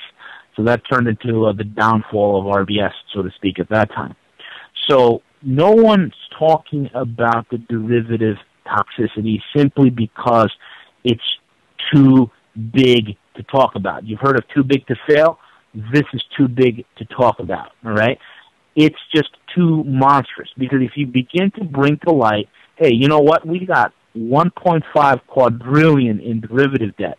And they can't really write that off. I mean, they could try to, put the numbers down to 600 billion or 750 billion, but it's 1.5 trillion, but it's 1.5 quadrillion. You can't get around a number like that. Even if it's 100 trillion, it's still bigger than the world economy. Okay? So what's going to happen is, because of the simple fact that nobody wants to talk about it because it will scare people into waking them up, and that's just something that they just cannot allow. So the American will keep dreaming. The American will say to himself, "Hey, I've done nothing today, and tomorrow it looks like nothing's going to happen either." So that's the mode that the Americans are going to be on. They're just not going to be paying attention to what's really happening with the market, and they have an isolated mentality, and but they don't understand that global economics is so integrated. That this Cyprus thing is very serious. Okay, gentlemen, I mean, if you look at the moves geopolitically of what's occurring economically in Cyprus, and then all through the world, gentlemen, we are in a Cold War. This is a brand new Cold War. I have no other way to put it to you. Okay, I have no other way to describe it other than the fact that you have, this fight over resources and banking control and monetary control in Europe, okay, between the Russians and the Chinese interests and the West. Then you have these little what do you call it? These testings, these little testing of the fences, so to speak, in air defenses. Beta Russian test. Bombers flying over. Yes, exactly. Beta testing. Russian bombers flying over Guam. I mean, you're seeing all these maneuvers. North Korea, which is nothing but a puppet junk state of the Chinese, threatening to attack America. The cyber attack that occurred in South Korea where their banking computers went down for hours. Okay, these are serious things. Okay, we've seen it all over the world. In Europe, people cannot access ATMs. Over in America, online banking is down. In Asia, online banking is suffering. ATM networks are suffering. Banking networks are suffering the world over. Why? It's simple. Years ago, I was told about it, and then, months ago when I started, putting a post when I started sharing information with Steve, Steve's been warning about it as well. This is all a setup. Okay, before the big pop happens, you're going to see a massive bank hack, and that hack is going to wipe out a lot of accounts. All right, and they're going to play it off as some sort of a capital control, and that's what you're seeing, folks. You are seeing right now massive capital controls happening right now officially in Cyprus. But there are capital controls happening in Greece, in Spain that nobody's talking about, in Italy that nobody's talking about. So this is going to spread to here. And let me tell you, the word on the street is, okay, the word from the grapevine, straight from the horse's mouth, that whole tax, bank levy tax that they're talking about, that they're doing in Cyprus, they have that in store for here as well. Except over here, it's not going to be 10%. It's not going to be 15%. It's going to be 30%. Now, the question to you American people that I want to ask is, are you prepared for that? Are you going to sit down and take that? Are you just going to roll over and let that happen to you? Think about it. This is dangerous, dangerous things that are occurring economically. V, if I can interject a question here, just to be clear on what you said. Sure. You're talking about a 30% levy on deposit accounts on Americans. Is that Correct. What I'm hearing? Now, can you tell me how that would play out? Are we going to wake up Monday morning and find out that instead of $10,000 in the bank, we have $7,000? And is the president going to get on the airwaves and say, well, we had to do this for whatever reason? Or, I mean, is this what we are to expect? Are we going to have some sort of warning, or is this going to just happen? No, there's going to be a warning to those who are awake, of course. This is the warning, and I'm going to tell you exactly how the thing's going to play out. I think that's what we're doing tonight, AV. I think that's what we're doing tonight. Again, Doug, you're Doug. Doug, here's the critical question, V, and I want you to address this: futurism versus what is plain and evident. Because I've been, seeing the disconnect. Today in my emails, I have had more disconnected emails from reality from quote believers and those who claim to be believers, and people attacking the alerts I put up and attacking what we're saying, and got one guy telling me I must be from hell if other, Christian, because I'm lying, and it's amazing to me how the people that were trying to help, this can go fast. Why don't you explain to people how fast it can go from even the cyber attack position? They could blame the cyber attack for the draining of people's bank accounts, and then say, well, we've got to, we'll try and rebuild whatever we can rebuild, but in order to bring the country back on a functioning basis, we hereby, take 30%. Judge Napolitano, I put a video up of him saying they have the authority to do that. So if nations who if we are the ultimate commensurate broke nation, I love what the United States used to be. I don't love what it's become, okay? The point is that we are the ultimate debtor. So I guess I want you to address the speed at which it can happen, because Doug is assuming and Doug, I think what you're saying is, or maybe a better question would be to ask him, how soon and how fast could this go, and what would be the things that would give us a heads up that that's in process? Is that a good question, Doug? Yeah, perhaps I didn't articulate it well, but yeah, exactly. That's what I'm looking for. What's it going to look like, and how quickly, and yeah, exactly. So go ahead. Sure. Well, this is what's going to happen. All of you are going to go to sleep on a Friday night. You're going to enjoy your weekends, spend time with your family, your kids, your grandkids. Go to church on Sunday, had a wonderful time, and then you go to sleep on Sunday night, and you wake up. Okay, you wake up, Monday morning. Some of us who are awake on Sunday nights will watch the Asian markets open, and you're going to hear about a collapse in Japan. You're going to hear about a massive economic contraction, the likes of which no one has ever seen. And that's going to ripple so powerfully across the whole entire Asian continent, and it's going to ripple like a lightning rod directly into Europe. From Europe, which is already fractured and blistered and falling to pieces, you're going to see an explosion economically where their markets will just go up in flames at that point. Massive sell-offs will occur. Aggregate asset prices will start going through the roof, and that's what you're going to see. Oil starts skyrocketing like you would not believe. Okay, as the clock ticks down and it's night, and getting close to markets opening in New York, you're going to have first of all massive pre-market sell-offs that are going to happen. Like people are going to start panicking. Wall Street opens up, and all of a sudden it's a massive sell-off. Okay, massive sell-off. Why? Because now the game's afoot.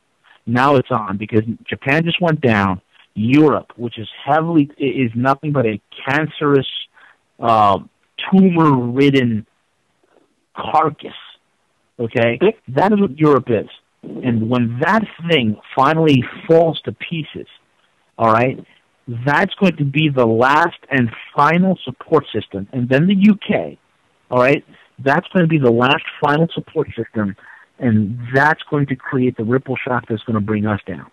All right, so by 12 o'clock in the afternoon in New York East Coast Standard Time, you're going to see a massive sell-off in the Dow. The Dow's going to drop to 5,000 points, at which point the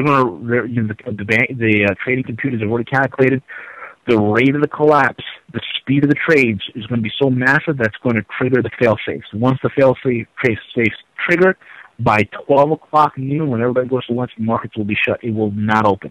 Okay? Once it does not open, that next day, all your banking is going to come to a stop. Your ATM transactions are going to freeze.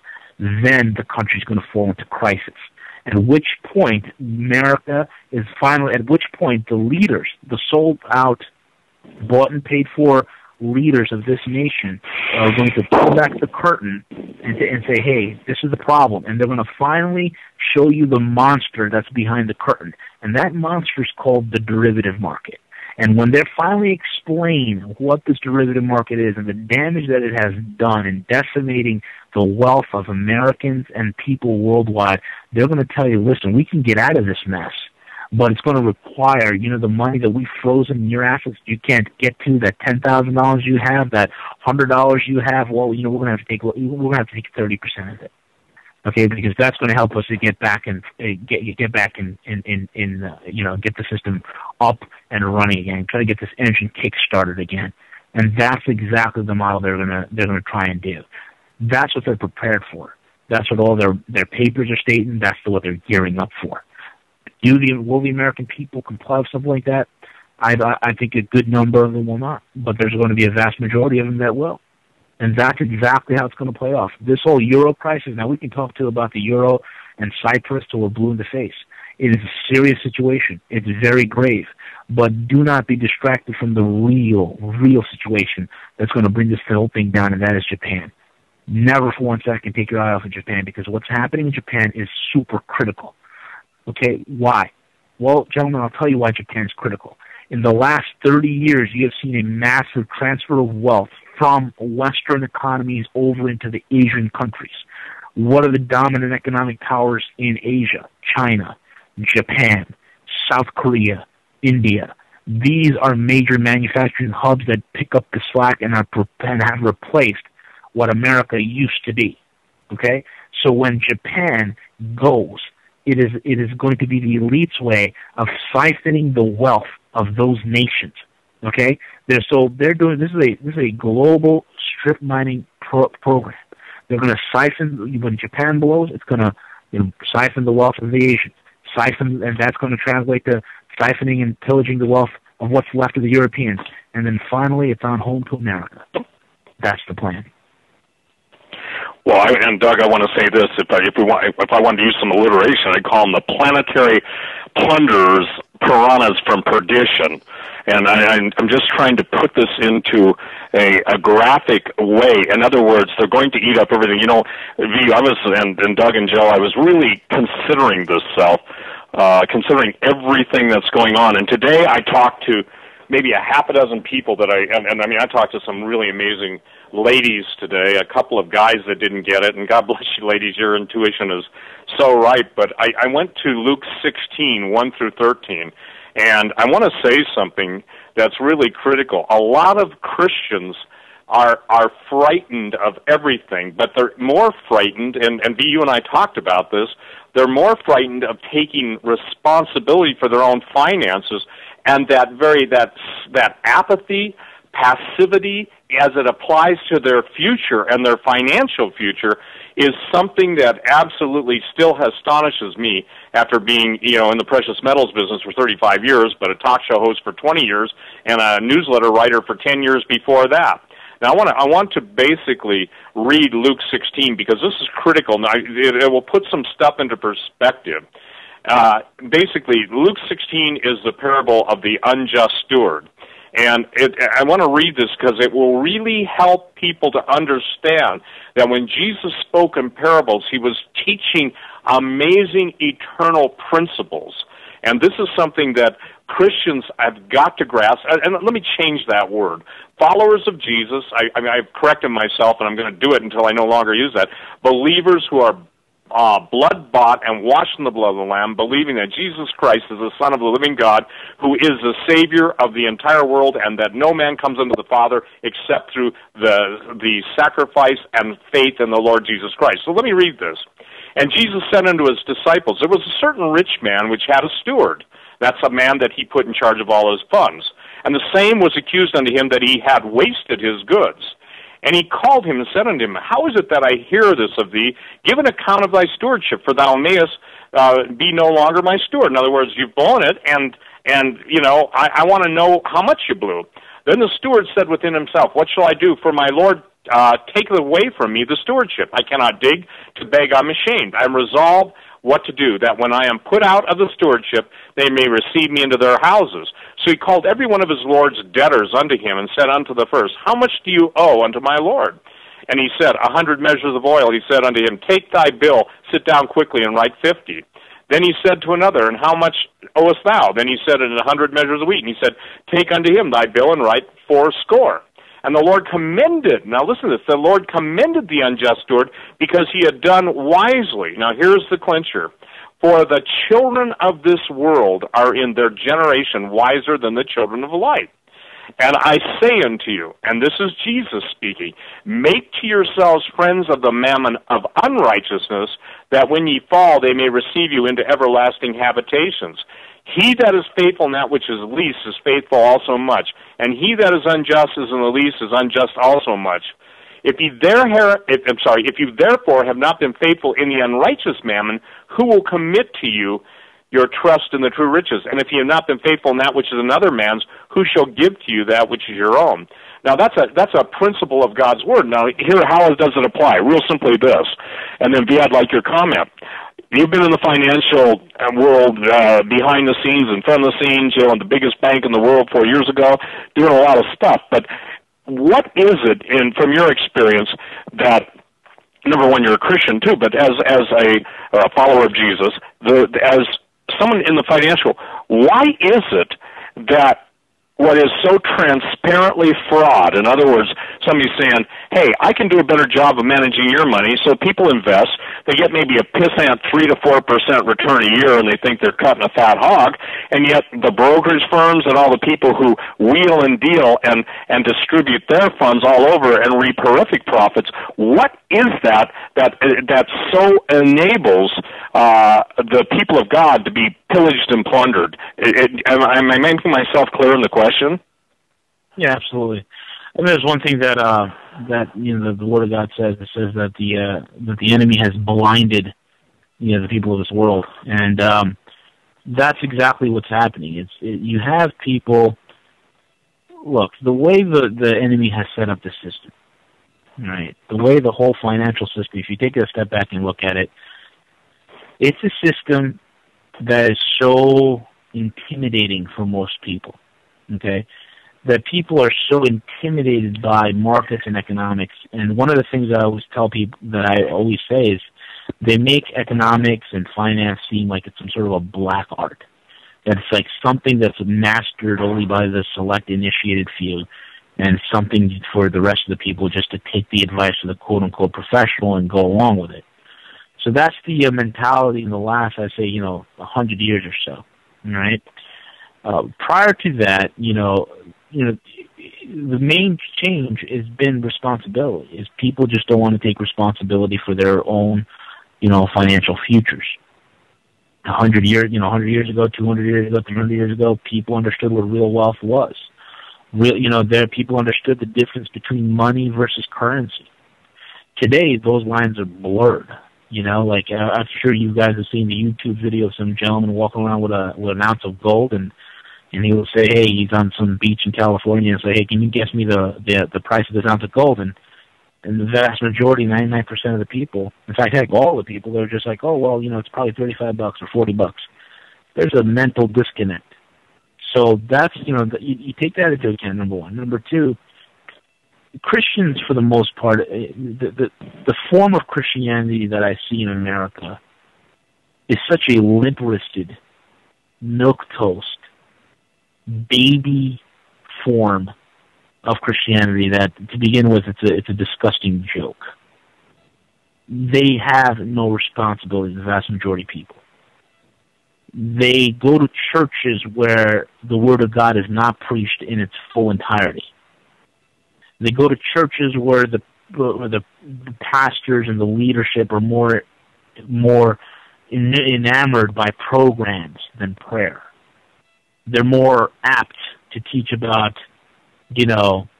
submitting to the government and that's the will of God, or they're more apt to just talk about the cares and concerns of life. They fail to teach about the fact that there is an enemy out there that walks about as a roaring lion seeking whom he may devour. They fail to teach the fact that we live in a world where Lucifer himself controls every aspect of this whole thing. Okay, from the banking system. That's his system. He created it. It's a system of debt and enslavement. I know it. I've been in it. I've seen it. It is a system of debt and enslavement. The enemy, they fail to teach about the fact that your children are being seduced. So if the vast majority of Christians who are so willing to let their children go to public schools, you see, you don't lose. There's a man of God, I think, who said, you don't lose your kids, you just give them away. Good statement. You're talking about a church. You're talking about a Christian generation in this country that allows their children to sit there and watch all sorts of junk on TV. You have a Christian generation where the fathers, the Bible commands the father to be the educator in the home, to lead his family. That's not happening anymore. What do we do with our kids in church? Oh, we put them in Sunday school. Sunday school follows the same format as public school, which is a format of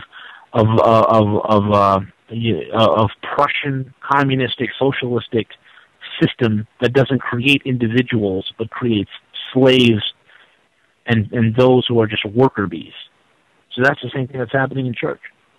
So it is the natural inclination for the Christian in this country that if he's sitting on 10 grand, 20 grand, and he invests it, he'll take it to his local bank, sit down with his quote-unquote financial advisor who doesn't know his elbow from his rear end, and say, hey, what's a good thing for me to put in? Oh, what about this IRA? You'll get a 1.25% rate of growth, and the guy thinks he's getting a great deal. It's insanity. Meanwhile, you take somebody who will take, invest 20, 30 grand in silver, all of a sudden silver prices on the spot market drop a little bit and they're ready to have a heart attack. I just don't understand this. People don't understand what currency versus money is. People like to write off responsibility, so that's exactly what you see is happening. Is they don't want to deal with it. And besides, let's not forget, gentlemen, after all, before anything bad happens, Jesus is going to come and rapture us out, so it's okay. Do you see what I'm saying? This whole thing is convoluted. Wow. If I can ask this, obviously what we're seeing happening in Cyprus and what you are saying will happen here, I've gotten a great many emails today of people saying, well, we see what's going on in Cyprus. How can we protect ourselves if and when this happens here in this country? Of course, we see the long lines at ATMs, and we see, I've received a lot of questions, like, for example, is the people that had money at home, in Cyprus, that had the actual cash in their homes, are they better off? I mean, how does one, especially a Christian, prepare for something like this? Sure, that's a great question, Doug, and that's something that's been burdening in my heart. One of these days, I would love to just maybe get together and just teach a course on survival finance, so to speak. That's what we're trying to, Davey, that's kind of what we're trying to do tonight. And let me answer that because, again, being in the quote-unquote preparedness business for so many years and trying to help people, I see a slight glimmer of hope because, again, what I'm trying to do when I quote like Luke 16, okay, and everyone should read that, and then they should go to the Lord and say, Lord, show me what this means and how to apply it. You laid out the most perfect, and I say that not in flattery, but just in appreciation, the reasons. Most people don't want the responsibility. Number two, they fail to recognize whose system they're in. I mean, I can tell you this, in heaven, and I'm concerned with heaven, the streets aren't lined with Federal Reserve notes, and the presidents of the United States aren't in God's Hall of Fame, probably God's Hall of Shame, especially now. But the point is that what people have got to understand is this. When they talk about what should they do, they should do it now. I had a gentleman from Odessa, Texas, and he really got it. And he said, "You're gonna," and he knows that I'm reading it just like it was. He was asking me what to do. V, you're gonna love this, Doug. I can send it to all you guys to show you. But he said the minute after he sent the email to me, what should he do? He pulls up on Hagmann and Hagmann, your archives, Doug, and it's V and I talking from the last time. And I sent him back a real simple email. I said, I think God's trying to get your attention. He said, he's got it. So I want to share something. People have emailed me, and I put it up on my website and sent it out. Bank manager verifies cash withdrawal limits and reduced hours coming to U.S. banks within 60 days, okay? I know the source of this. It's one of the, the most trustworthy men I know and respect. And so I've told people that I can't tell them the 60 days is accurate. But that question presupposes, if you're getting all those emails, Doug, that people aren't applying it. They're maybe catching wind of it. They're beginning to smell a little bit of sulfur, and the sulfur you're smelling is all hell getting ready to break loose in the financial markets. Ben Bernanke would not guarantee that that same kind of a penalty on American Savers wouldn't take place. I mean, he was put the question was put to him point blank. So let me read this alert I put up on stevequail.com, and then I will tell you this. I received a telephone call from a law enforcement official in the Midwest.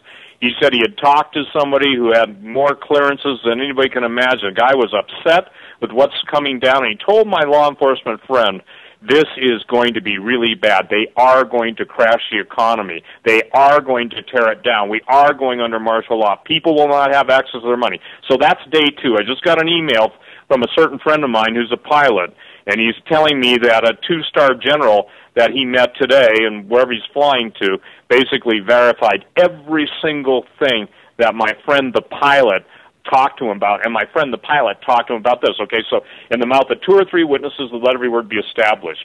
One of the things that I still am amazed at is that people don't understand how black operations work and how deep background thievery works. The minute there is a chance of exposure of those who are behind the curtain, as we stated earlier, they will kill an operation. They will take it down, because if it gets leaked out, there's a chance it'll blow back on them. So everybody in the world in clandestine services, they all want an out, they all want a backdoor, they all want an alibi, and they all don't want to be identified.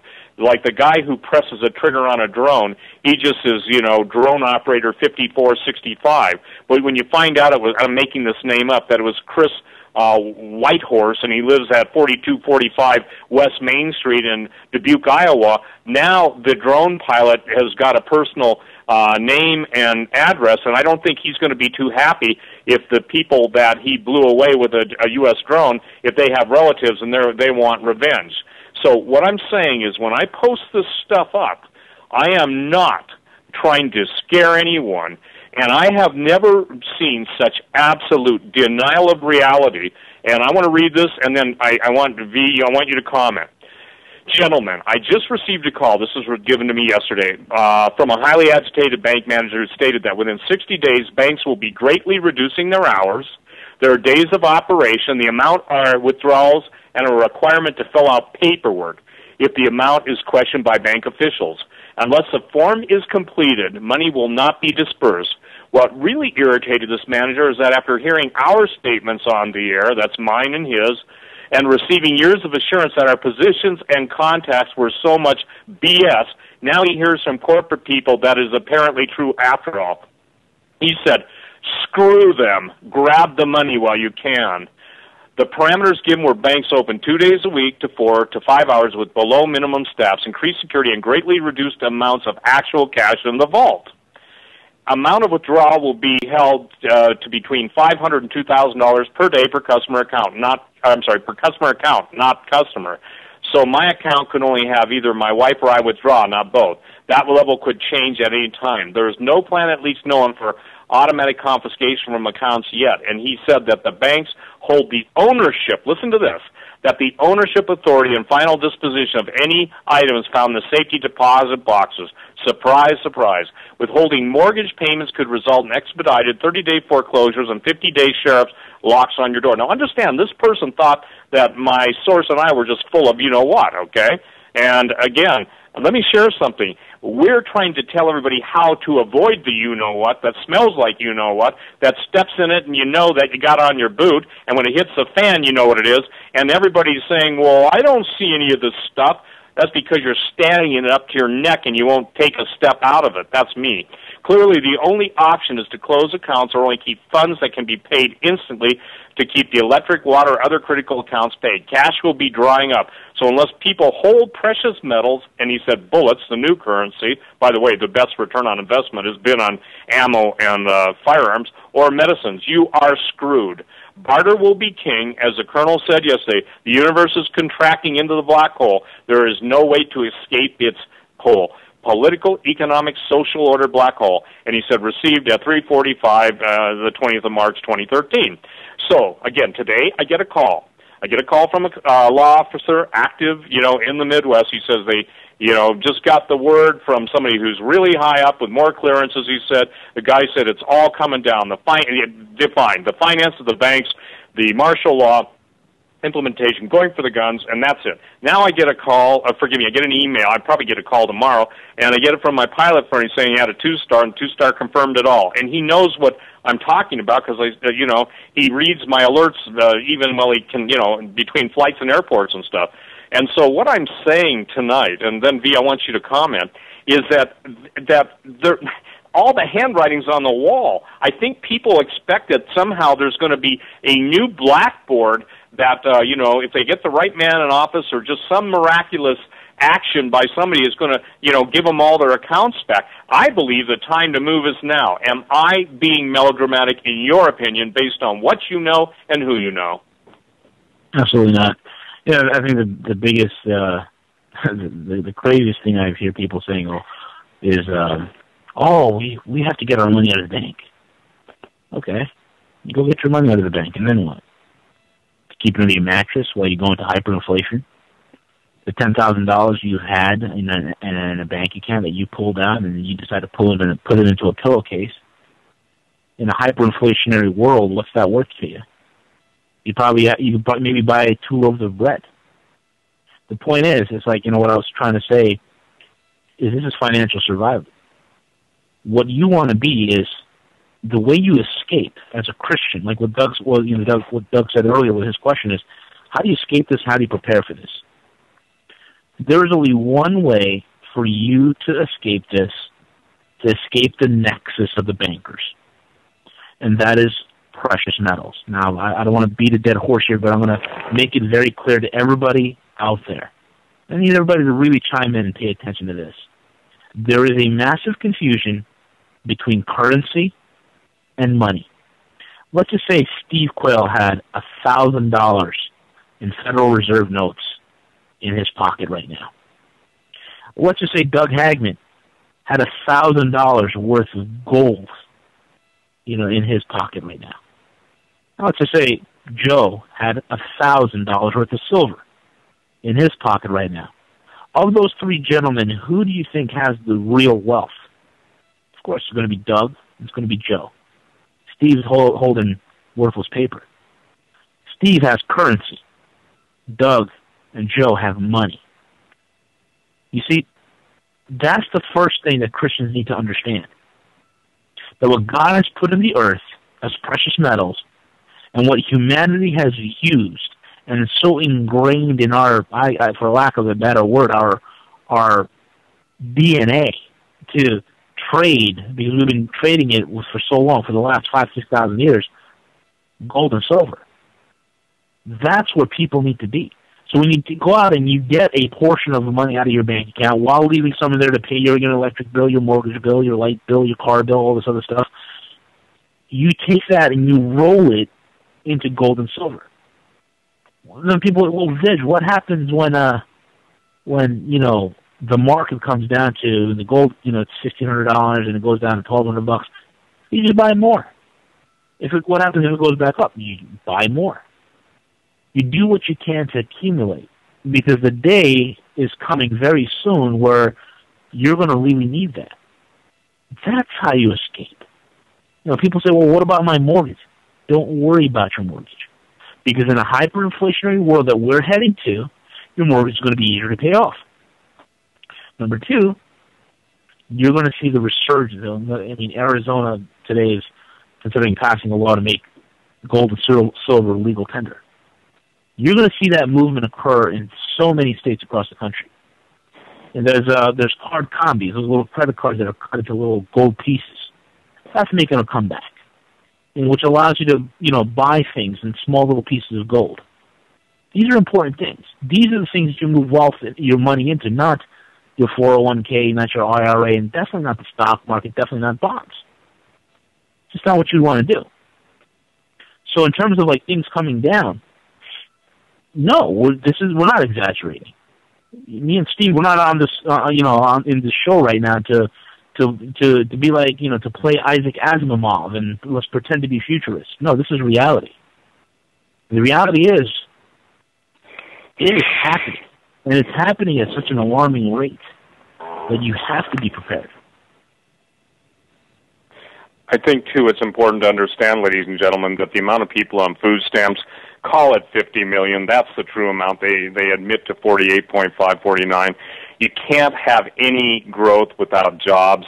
I remember V, Doug, and Joe fighting when NAFTA, North American Free Trade Alliance, or whatever, was being proposed, and GATT, General Agreement on Trades and Tariffs, and Ross Perot said that's a great sucking sound, drawing jobs out of the country. Everybody who went to Walmart to buy the cheap goods built up a nation that now buys up everything we have, and with the last savings of the American working class. And by the way, once they go for the IRAs, KIOs, 401ks, it's not that the middle class will be dying. It's not even that the middle class will be experiencing a slow death. It will be an instantaneous execution, because then every hope, every dream, every plan goes up in smoke. So one of the things that has been interesting to me, and since I've been on talk radio for 20 years, people tell me that, that gold and silver, you don't have any faith to buy that. So you tell me that God created just measures. He created the gold of Ophir, which is good. The parable of the 10 talents are talking about gold and silver. Gold and silver is made by God. Federal Reserve notes are made by men. Gold and silver are the only asset when it's owned that isn't someone else's liability, not like paper money. And now we've got poverty up 64% from 2000 to 2011 in the cities. I literally, and my wife saw the email, I literally got offered, and I'm just going to share this with you. It breaks my heart when I hear guys saying, Steve, there are women I used to see as secretaries, they're selling themselves.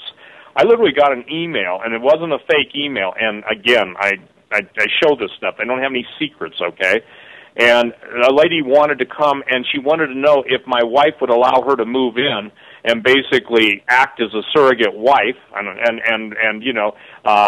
everything else that goes along with that. And I rebuked it. I sent an email back, and I caused it up. But I'm telling you, in the book of Isaiah, it talks about there being so few men that 7 women take hold of one man, saying, "Be my husband, take away my reproach." Now, what does that have to do with everything? I deal with more women who are brilliant in the financial field, smart, intelligence, than I deal with men. And this isn't, how do I say this delicately? This isn't to uplift them at the expense of the men or to downgrade the men. And for those who are husbands and wives in agreement, this doesn't apply to you. But just as I see it, the women who intuitively move are always ahead of the game. And when I'm talking about the financial game, because they are the nest builders, they are the homemakers. And what is astonishing to me, listen to this, and this is a statement that Romy just sent me, and she said it really succinctly. She said, Steve, the church pastors, for the most part, have taught their people to stay away from doing what the Lord Jesus told us to do just before he was crucified, and basically told them get their money, swords, and extra cloaks and shoes. The church has lied to pew-warming Christians to not worry about the reality of the devil and what he will do to them, like stealing all their money out of the banks and making sure their kids have their heads on straight and walk intimately with the Lord. I hear people still talking about diamonds falling from the air from heaven and gold dust covering their heads and hands, yet they haven't a clue about the economy. Having no food, no water, no homes, no safe way to take care of their families, etc. Church-going disciples of Jesus need to know what is happening and trust their gut instincts and flee from these people who are false shepherds hiding their $1 million antique car collections right under their churches' noses. That just took place in Southern California, found out from the horse's mouth yesterday. And then I'm going to share this, and I'll turn it back over to you, V, really quickly. And Jesus, listen to this, Mark 11:15 through 18. Who was Jesus' number one nemesis? Obviously the devil, but the second, you're going to find out, bankers. And they came to Jerusalem, and Jesus went into the temple and began to cast them out that sold and bought in the temple, and overthrew the tables of the money changers and the seats of them that sold doves, and would not suffer that any man should carry any vessel through the temple. And he taught, saying unto them, Is it not written, My house shall be called of all nations a house of prayer, but ye have made it into a den of thieves? And the scribes and chief priests heard it, and sought how they might destroy him, for they feared him, because all the people were astonished at his doctrine. In essence, Jesus had to deal with the money lender. So when Jesus said the love of money, he said the love of money, not money, is the root of all evil. You said it, V. The greatest distancing from reality and mental, financial, good decision-making is not understanding the difference between an IOU, currency, worthless paper, and real tangibles.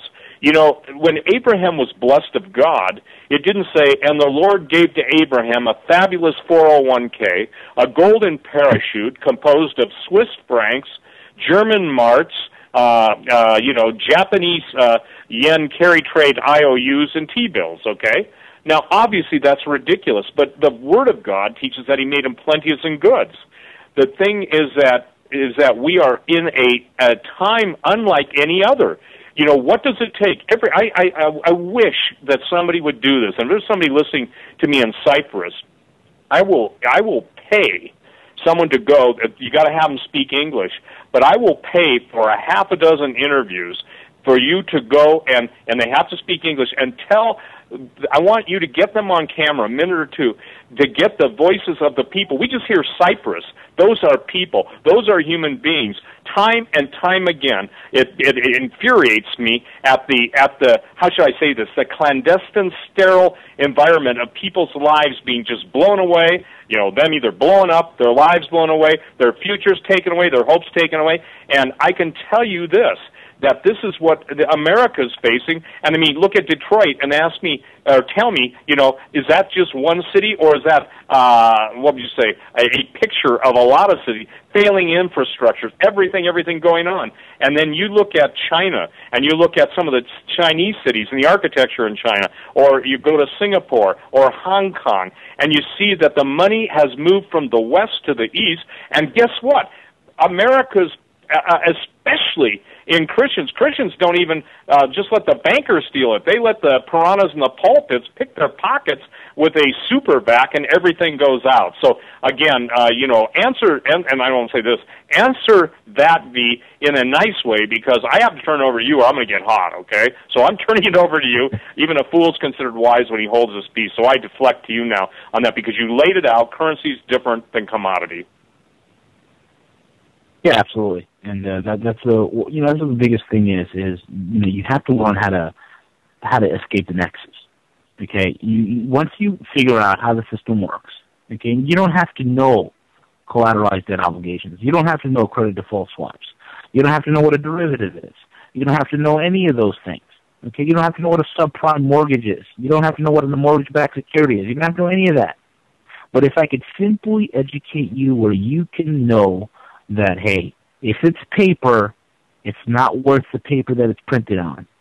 And the only real the only real measure of tangible wealth is gold and silver, then you're on the pathway to success right there. You're on the pathway to free yourself from the system. Then you can begin to start looking at how you can really build wealth. I'll give you an example.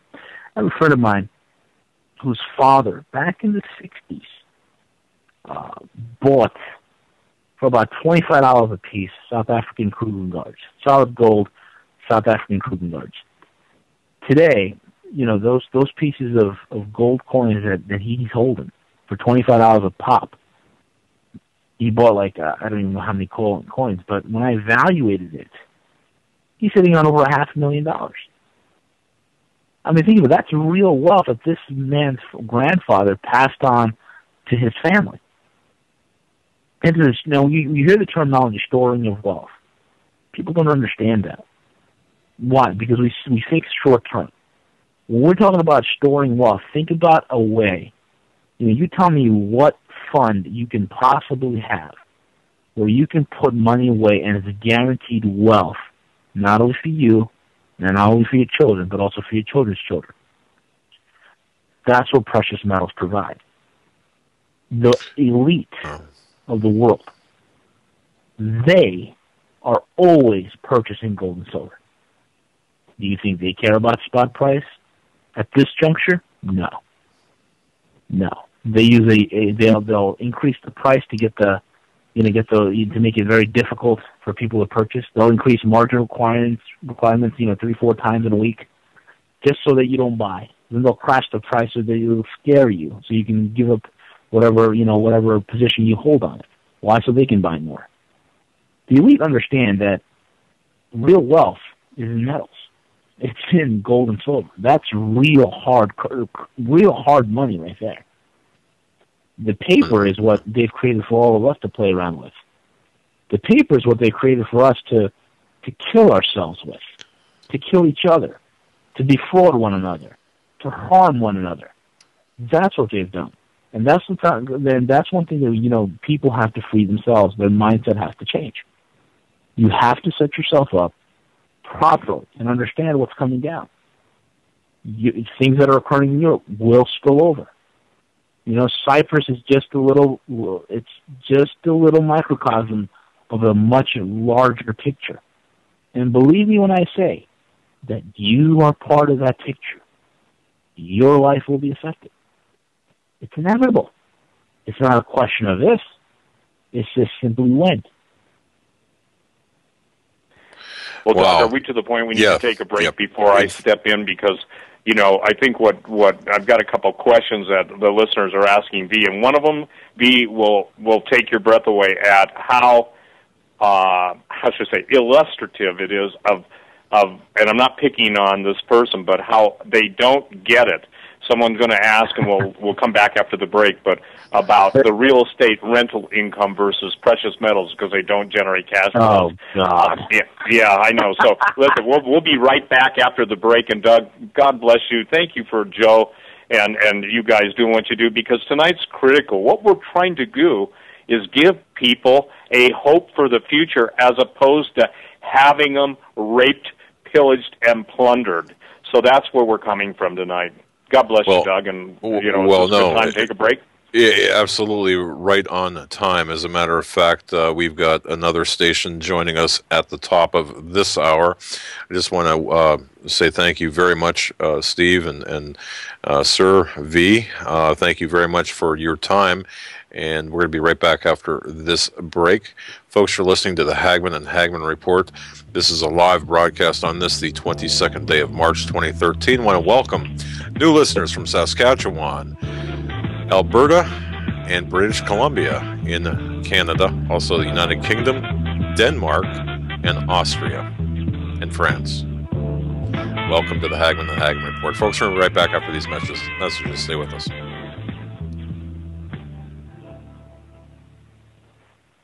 Survival of the fittest. In any and all situations, survival is your #1 priority. That requires being tough and thinking smart. And the folks at Freeze Dry Guy are going to help you do just that. They have the long-range patrol ration entrees, what they call the Brick Pack. When you're in survival mode, it is absolutely the best item for your survival pack or bug-out bag. You can go farther, faster, and carry more food with the LRP cold weather ration entrees. Not only do these long-lasting, durable entrees help sustain you or your family through the harshest environment or situation, they are by far the most delicious of their kind. No contest. With a variety of tasty entrees, you can't beat the LRP Brick Packs. Let Freeze Dry Guy help you in your survival situations. Go to freezedryguy.com. That's freezedryguy.com. Or call 866-404-3663. That's 866-404-FOOD.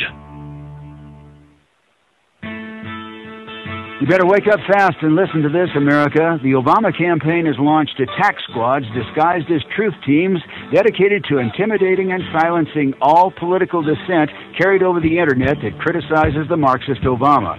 Truth squads specifically focused on covering up Obama's endless trail of lies, corruption, and subversion, and using the Gestapo power of our own government to police and censor the internet and shut down websites that dare to carry the real truth about Obama's Marxist coup. Remember the names of these Gestapo-style agencies that work right there in your neighborhood. KeepingHisWord.com, KeepingGOPHonest.com, and AttackWatch.com. KGB, SS, and Gestapo-style police-state gangster organizations that work to silence the important voices of patriot dissent, some of which have already been shut down by Obama's orders. Adolf Hitler would have been proud. We're the 21st century Tea Party patriots.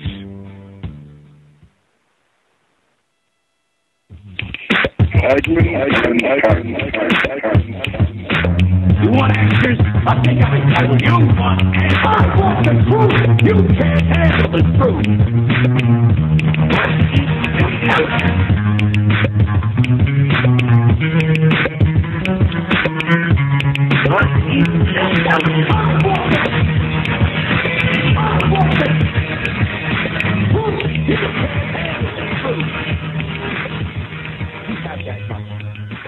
And welcome back, ladies and gentlemen, to hour number 3 of the Hagmann and Hagmann Report this Friday, March 22nd, 2013.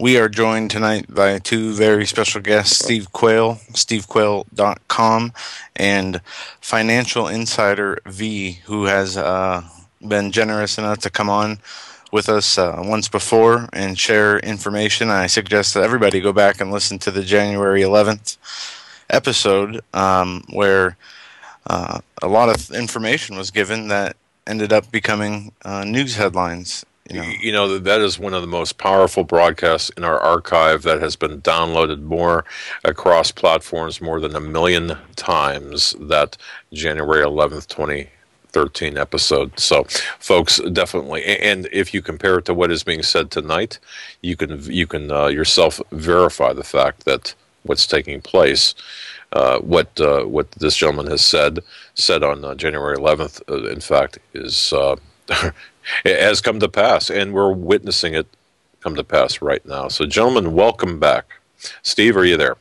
Well, yeah, I want to, and this is a great question, because, again, now, I want the lady that sent this to me to understand I'm not making fun of you, but this is the greatest example of an absolute disconnect in understanding the difference between rental income and precious metals. Hi, I'm listening to V on H&H's radio show right now. Could you please ask him if it's a good idea to invest in U.S. real estate market for rental income, since investing in precious metals does not generate cash flow? Take that one on, my brother. Wow. Really? Yeah.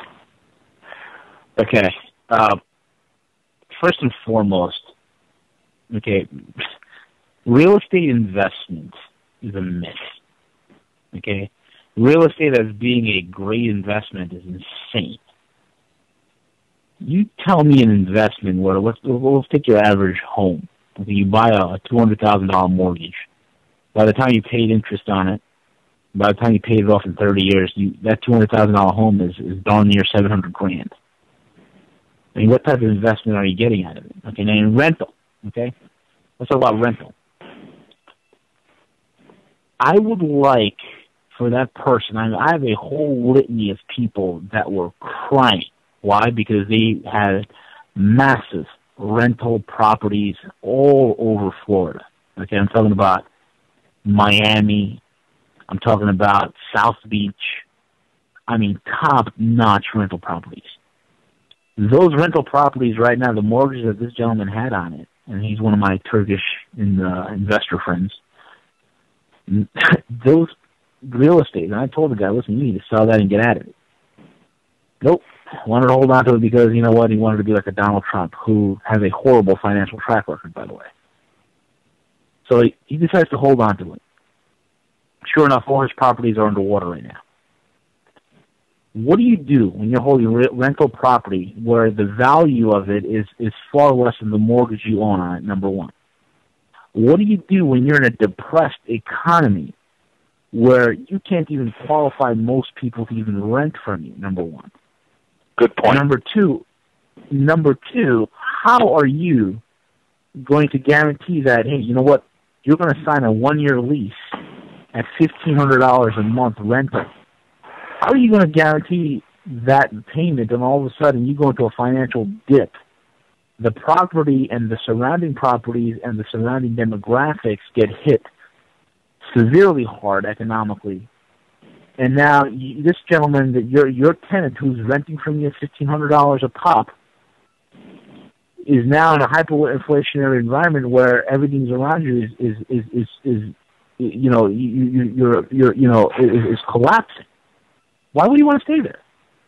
Or let's just say that, the real estate market hits another dive, which it will, which I predict it's going to happen. And property values fall even further. Why would he want to stay with you and rent for $1,500 when he can go down the street and somebody's renting for $800? So the question becomes, where do you draw the line? Can you, as a real estate investor, draw the line for me? Can you guarantee for me that, hey, you're paying $1,500 a month in rent this year, the next year is going to be the same? Or in 6 months? Or in 3 months it's going to be the same market? You can't. And number two, if you're holding real estate, guess what? Guess who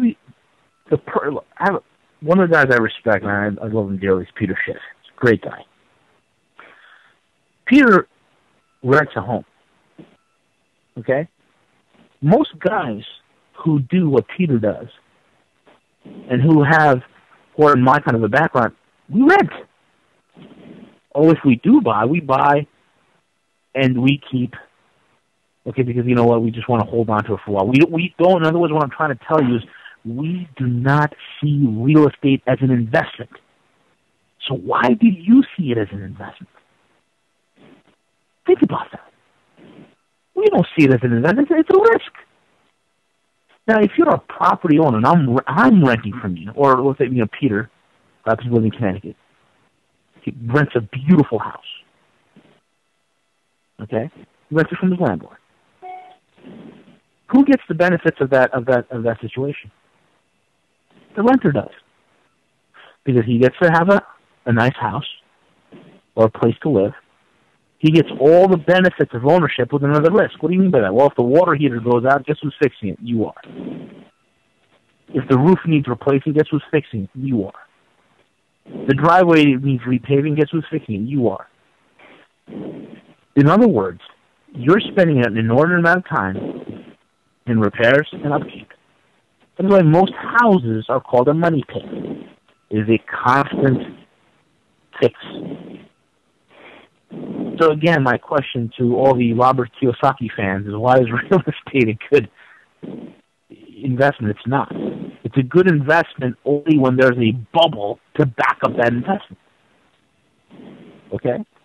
You have a real estate bubble to back up this real estate market. It's a great investment. Why? Because everybody's making money on the up and up.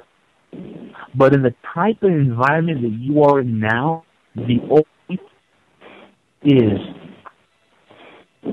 well, what about cash flow? How do you generate cash flow? Well, certainly not from, if you want to hold on to some real estate and temporarily, get some cash flow out of it for the time being, yeah, that's fine. But understand that when the collapse occurs, when this, when the contagion comes coming down the pike, you're going to be left holding the bag. Are you prepared to take that kind of a hit? Are you prepared to expose yourself that much? Are you ready for that type of exposure? Those are questions you got to ask. In cash flow, I don't know. Get a second job. Find a skill. Sell something. Figure out how to find out what skills you're good at, and find a way to marketing. And that's a good way to develop cash flow. But in terms of real estate as an investment at this point in the game, absolutely. Let me deal with another question, because it came up in 2 emails, and this is something where an incredible disconnect is out there. And since I've been at this for 35 years, I want to answer a question. Steve, I would agree with what you guys are saying about owning precious metals, but can you also explain why those who own precious metals sell them for dollars? Well, number one, as a dealer, I don't sell my own gold and silver. I buy gold and silver from the mints, from the mines, and obviously charge a small percentage. I am a dealer, okay? I'm not a broker. I don't sell paper assets. I sell them physical. Shouldn't the very big owners of PMs also be aware of the direness of the situation and start saying, we are not selling our PMs for any amount of money? That's exactly what China's doing.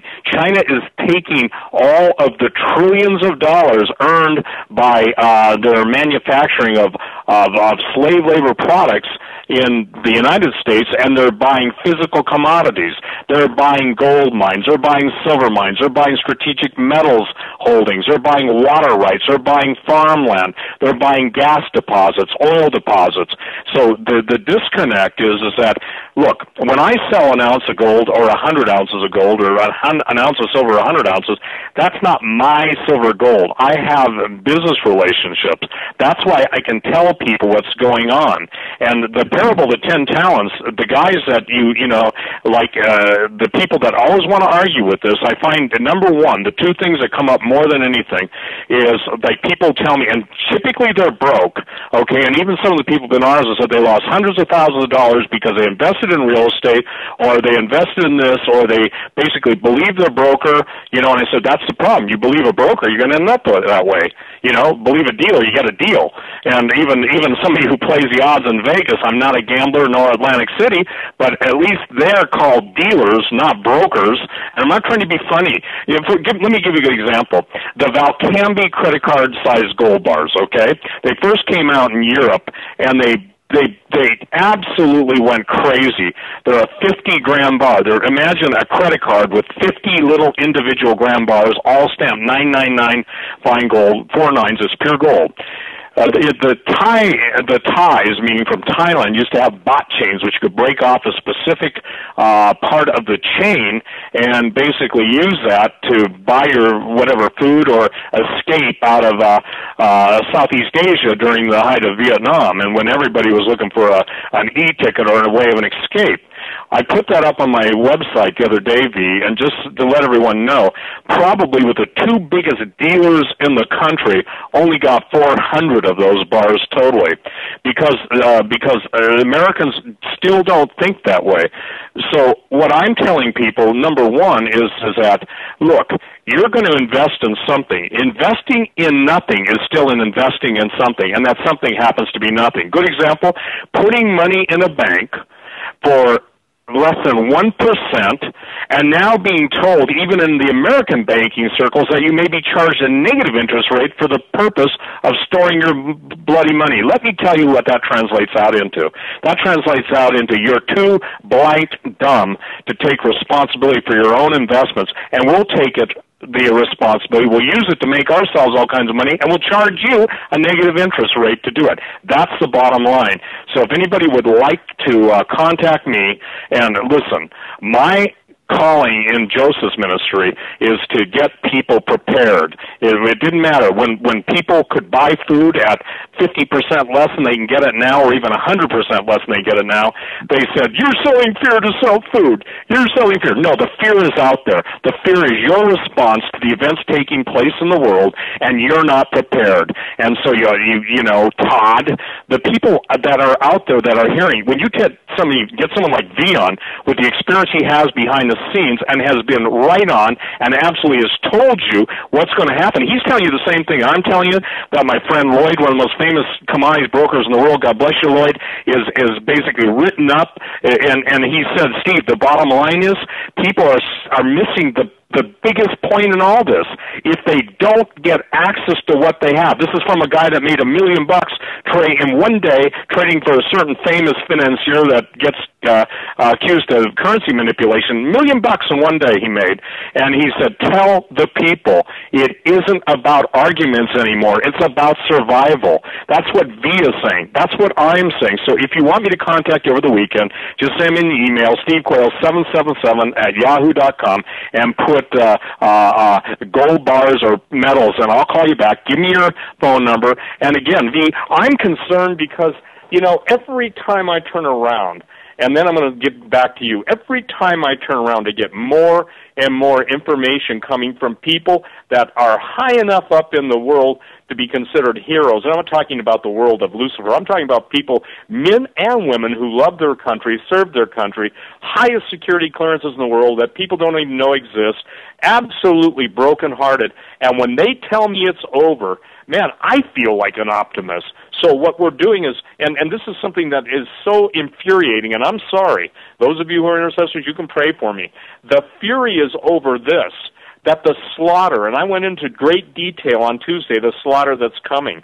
And so if Jesus tells about the parables of the 10 talents, and talent is gold and silver, 10 talents, I think I said on the radio, was $9.4 million, then that means that God's willing to trust you with great stuff, but it's to help other people.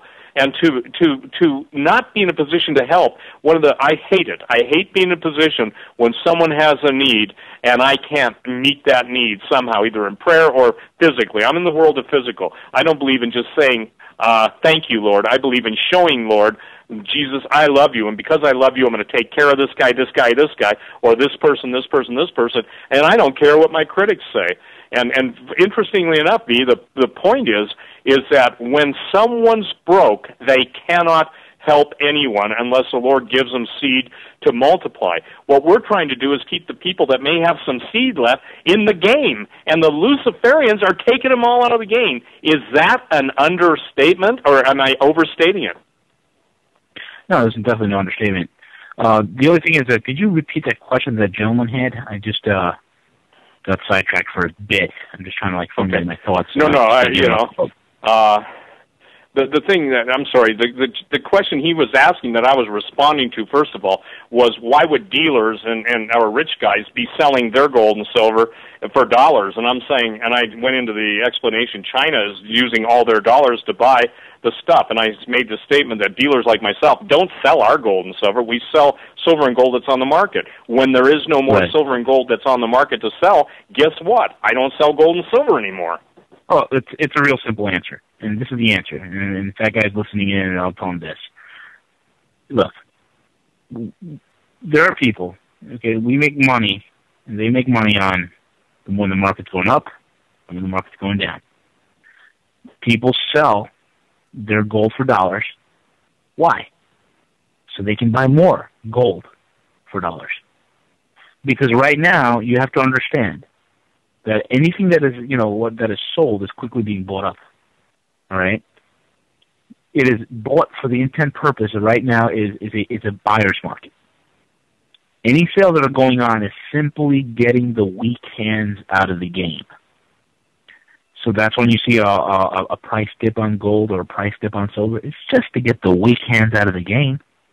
So once those hands are out of the game, it's going to be bought very quickly. See, precious metals, purchasing gold, it's getting very hard to get gold and silver these days. It's becoming very difficult for a lot of dealers to get even junk bags of silver. It's getting hard and very difficult for dealers to promise delivery in a timely manner of their precious metals. This is the environment this is reality. Okay, so when you hear about people, why did this guy selling, he just sold a couple of positions in gold. Yeah, it's a temporary position. That's just to buy more of his stuff later. That's what this whole game is about. It's either he's prepping up to buy more gold and silver later, or some guy who is a weak hand decided to dump. But I'm telling you, amongst the elites, nobody's selling. They're all holding tight. They're all playing their cards very close to the chest. Steve, let me ask you this question, because this is pertinent to what we're talking about right this moment. I got a question from a gentleman outside of Edwards Air Force Base in Lancaster, California, asking me this. He was on your website. He understands that you do sell gold and silver, commodity, precious metals. Do you keep records? In other words, he fears, I'm reading into this now, of maybe the government confiscating your records, finding out that he maybe purchased silver or gold from you. Do you keep customer records to the extent where the government could get their hands on them? Is that a fair question to ask? I don't know. Yeah, let me say this. At this point, obviously, under subpoena, any records have to be had, but also understand that, there's a gold dealer or all dealers have to fill out a Form 8300 if someone comes in with greenbacks. That's greenbacks meaning cash money, currency over $10,000. But there's no reporting requirements for, any amount of orders or any amount of dollars, if it's a check. Obviously, listen, FinCEN, Financial Crimes Enforcement Network, monitors every transaction of every bank, and you're friends with the guys that developed the software. So to make a statement that if a country as far away as Angola deposits money in Timbuktu, then it goes to Zurich, and then it goes to Istanbul, then comes the United States, man, they track it all the way. But as far as mandatory reporting requirements, at this point, there is none that are required. Does that answer the question, Doug? Absolutely. Now, in essence, so, and here's the other thing. the time of the freedom to buy metals, and I think V and I have talked about this before, is ending. And see, this is the argument. It's almost like circular logic. Well, the government may confiscate the gold and silver, and I tell people they're going to confiscate your life. So that's what you need to understand. So your gold and silver should be part of your protection plan. And the two B's, B and B, for gold and silver is barter and bribe. Someone says, you can't tell somebody to bribe somebody. Oh, yes, I can. Because somebody said, well, that's not the right way. Hey, I got news for you. David feigned insanity. People ran for their lives, including the prophet Elijah. So, that's why Jesus said the children of this world are wiser in dealing with one another than the children of light. I read it in Luke 16 tonight. I want everybody who is upset at whenever we talk about this, and I'll tell you what it comes down to. It comes down to jealousy and envy, and and I got to share this with you. I thought I was missing the Lord, and within 24 hours, 3 different people, unknown to me, said they were praying for me, Steve, and the Lord told me to tell you to rebuke the spirit of jealousy and envy. Because, ladies and gentlemen, that's what you're dealing with in the parable of the 10 talents. The guy that got rebuked, he was jealous of the success of the guys that doubled, and he was too afraid to step out and do anything. Fear is on your part. We are giving you solutions, we are giving you answers, and we're telling you, first and foremost, number one, don't go buy a rental property. I told a friend of mine, I love him dearly, but I said, look, you can't rent a house if everyone's broke. And B said a powerful statement. Pastor Langford has a friend that is a giant property manager. And I think David told me 9 out of 10 people have such poor credit now they can't even rent a house, even if they can come up with the first and last month's rent. I mean, I think his friends, wouldn't listen to David. By the way, I've known David for a lot of years, and David has warned this guy for 20 years that this day was coming, and the guy wouldn't listen. And now he's sitting on, I believe at one point he managed maybe close to 1,000 units of rental property. That's big money on a monthly basis. But now the bottom line is there is no credit qualified tenant. And that's the key in all of this. And so what we're trying to say tonight is, look, skip all the terms, all the collateralized debt obligations and MBSs, mortgage-backed securities, or what I used to call that as mortgage bull, you know what. But the point is that the house of cards is getting an F5 tornado warning, and everybody's saying, well, are you holding diamonds or are you holding clubs, my brother? And I'm saying, don't you guys understand there's an F5 storm, and it's no longer on the radar screen, man. It's taking out houses in its way. And this metaphor is taking out countries. And there's a statement, you've heard it. Von Clausewitz said, when goods don't cross borders, armies do. That's the same thing in currency wars. When currency can no longer trade fair and on an equal basis of value, that's when armies start blowing the hell out of the planet. And we're getting set to have this place turned into the craters of the moon all over the United States and all over different parts of the world, because, in essence, when you can't fix it, you blow the hell out of it. Absolutely correct. One of the things that I will tell you is this. Most people that are, quote unquote, call themselves Christian, especially in this country, they hear the things, they hear the storm warnings, they could see the clouds forming. They kind of deny. They say, you know what, it's not going to happen. You're just a fear monger, this, that, and the other. We've all heard it. And I think if you look at the point of why modern-day Christendom talks about this is this. Fearmonger, when the...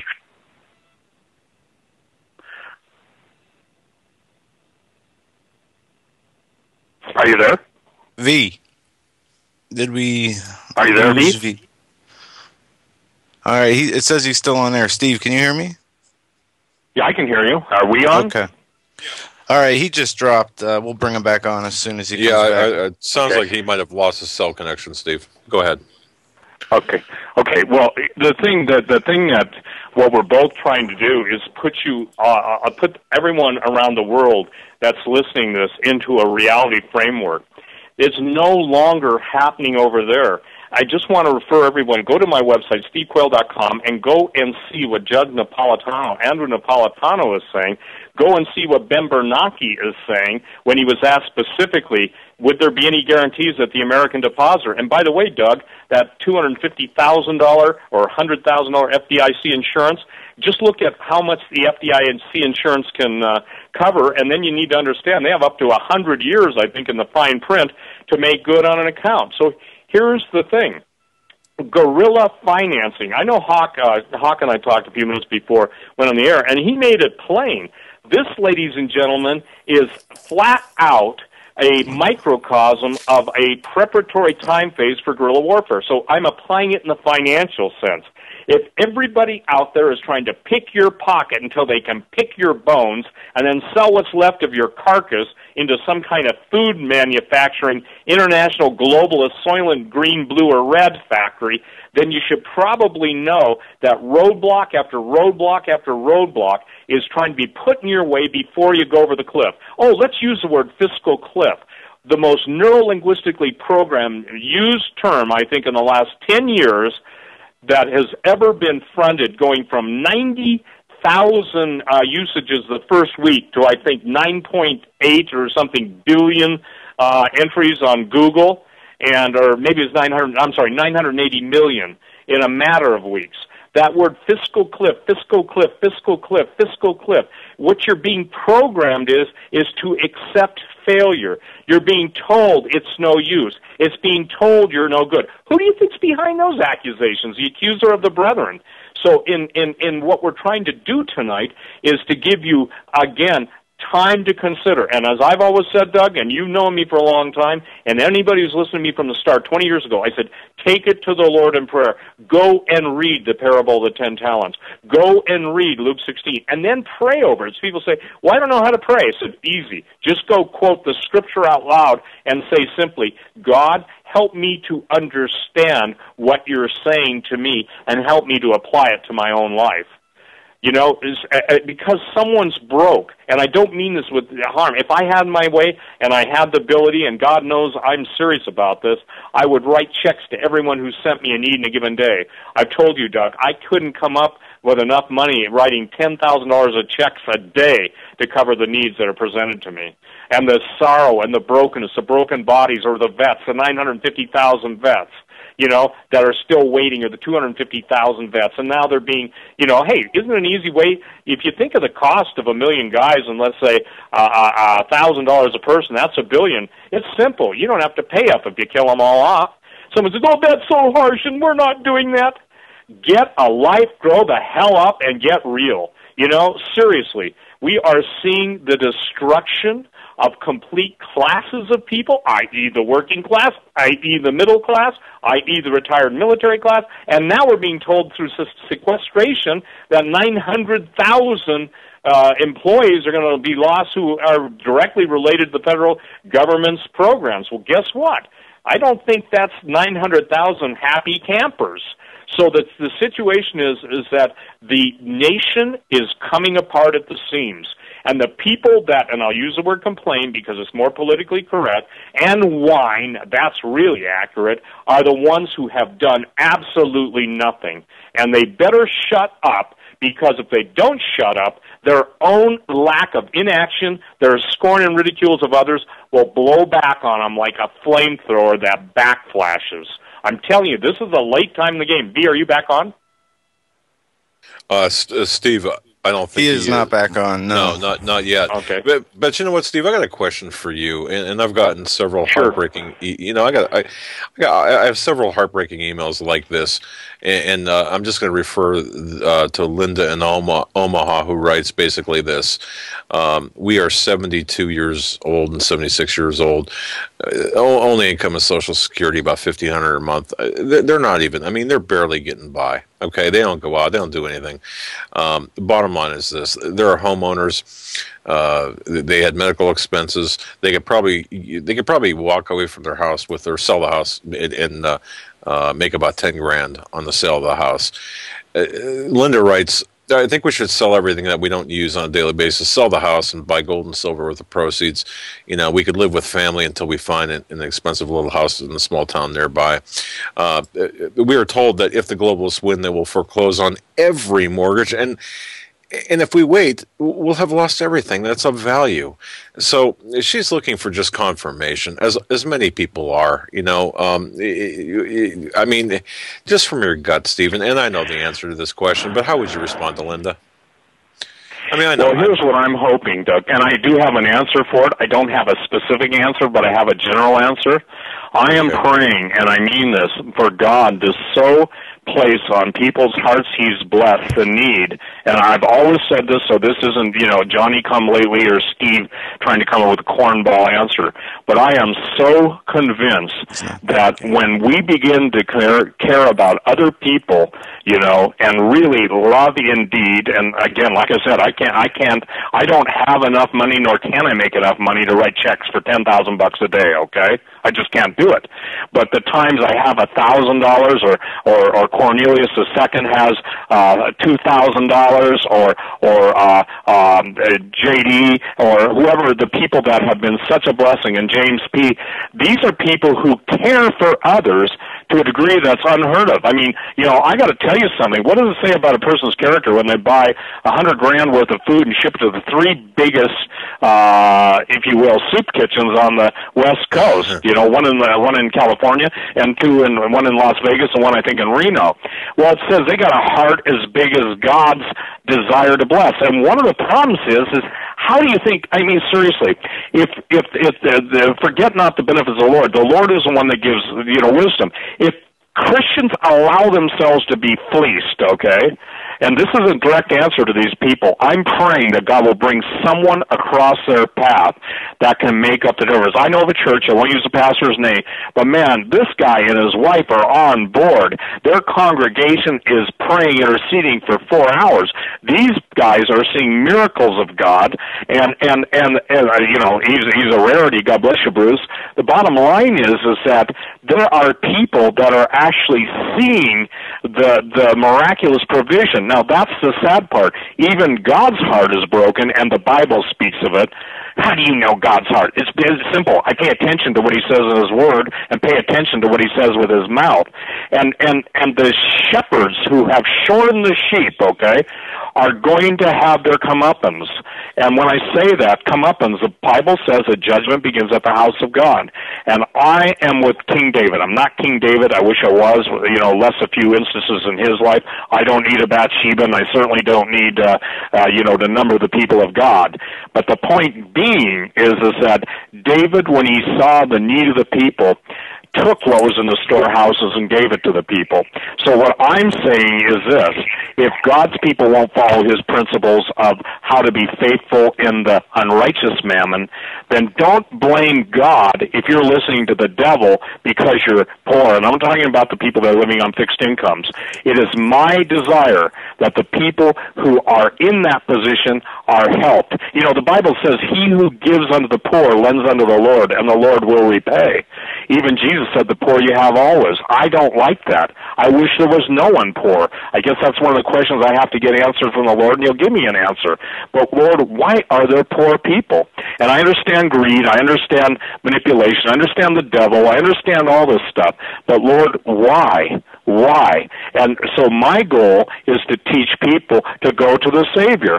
Jesus said this. He's not seen the right, or David said, let's see, what was it? I once was young and now I'm old, but I've not seen the righteous forsaken, nor his seed begging bread. So the righteous have an inheritance in the Lord. If God will send manna from heaven, look, I'm not an idealist. I'm an irritating pragmatist even to myself, okay? I'm so pragmatic. I don't like sometimes, you know, I ask the Lord to help me, but the thing is that God's Word will ultimately be our source of solo provision. Because I've said this, people worried about mortgages said, that's the least thing I'm worried about. And by the way, I have a big mortgage. Bottom line is, I know I'm going in the wilderness. I know that God is going to lead his people in the wilderness. When? Now, in the wilderness, I'm not talking about everybody's going to be sitting around a campfire like, they're showing on the movies, the Vikings or whatever, but they're going to be led to a place of God's provision versus their own provision. Now, there are people that are probably set in their place and will be, and people who can't move or health problems. I know people that are quadriplegics that are listening to this show. God bless you, Ken.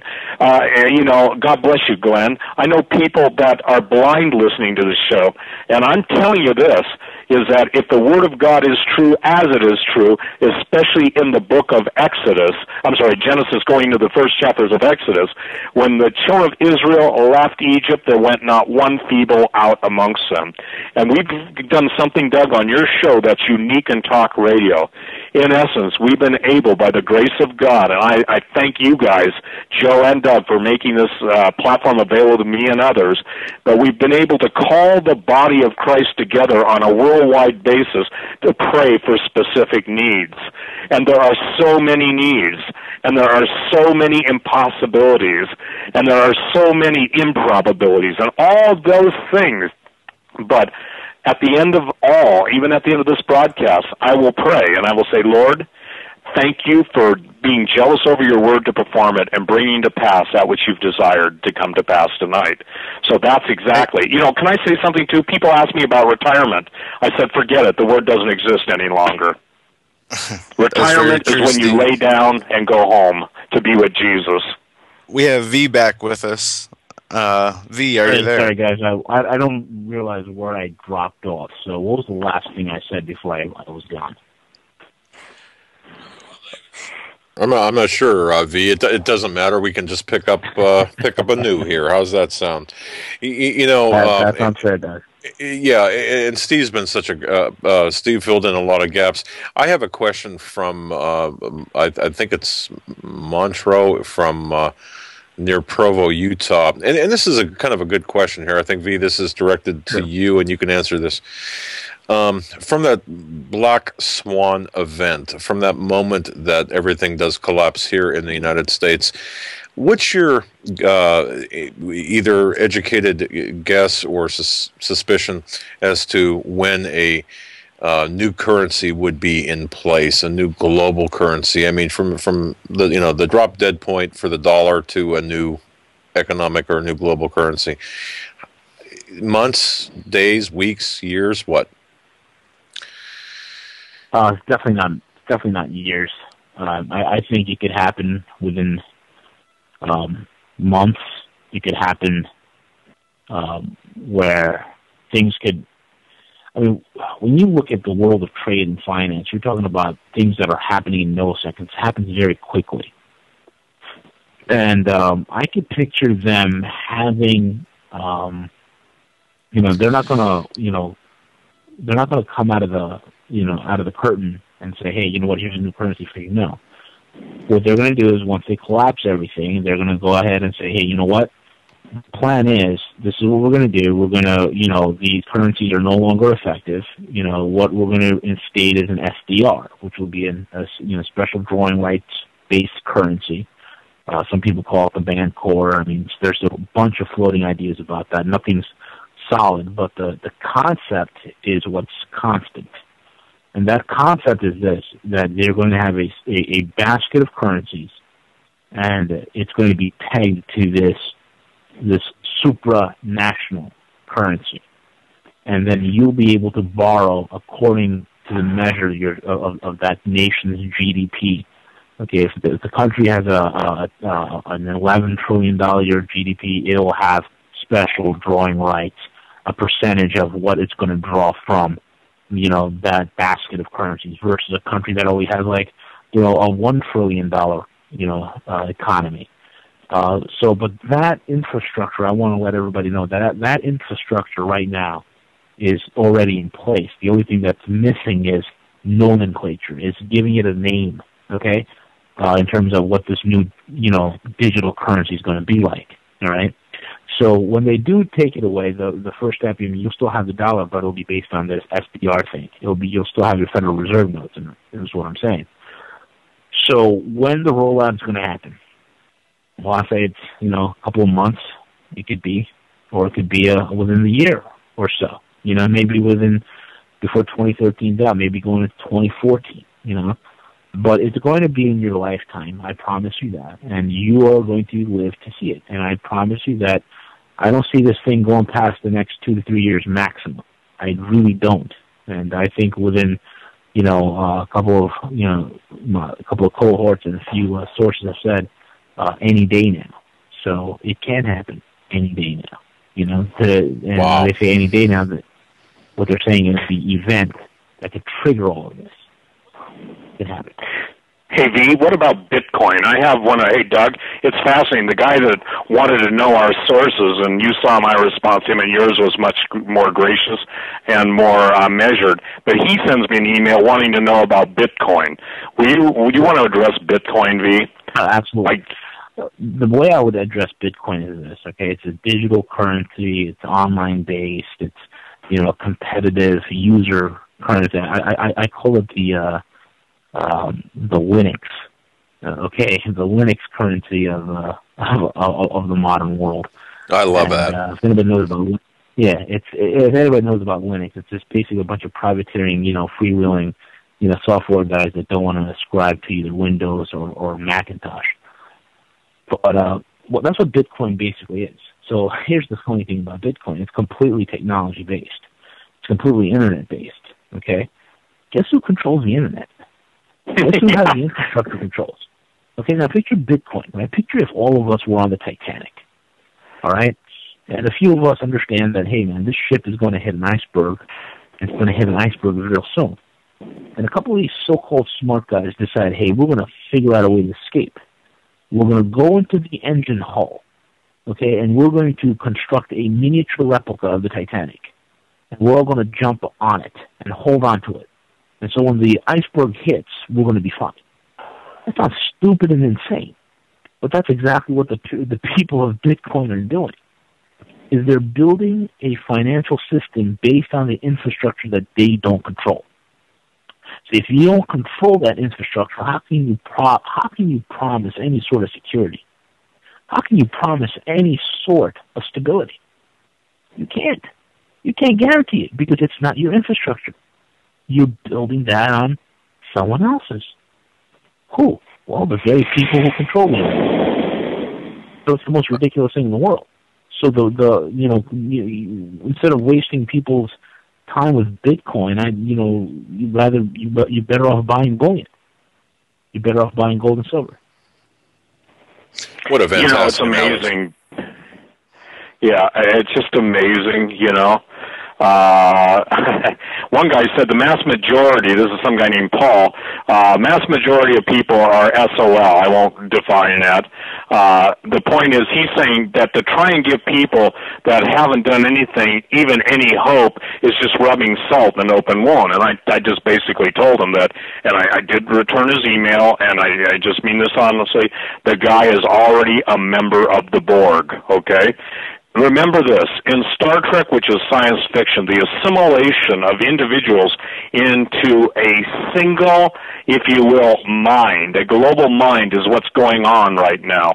And that's why when you have the puppets, and when you have John Maynard Keynes, Keynesian economics, and all modern schools of economy, with the exception of the Austrian School of Economics, teaching BS, crapo economics, and we're in the mess we're in because of BS crapo economics, that obviously the definition of insanity is doing the same thing over and over and expecting different results. So, V, the disconnect, I mean, trust me, I would say this, I'm doing a quick study of my email right now. I'd say it appears that 50% of the people listening get it, and 50% still don't. They still think that the normal business model, for instance, in rental property, is still a wise thing. Now, obviously, if you're in downtown Moscow and everybody's a billionaire, and more billionaires in Moscow now than any other city in the world, and you want to raise your rent to, $10,000 US a day, and there are people willing to pay it, well, that's a good rental market until they run out of money. But what I don't think people understand is the system is working against them, and we're talking about the cyber attack. And V, would you address that? Because you got friends in that world, and, don't get them in trouble. But, you were the first guy to come on and tell the level of the cyber attacks going on, and then we heard the horse manure and the hyenas and the jackals saying, it couldn't possibly be that much.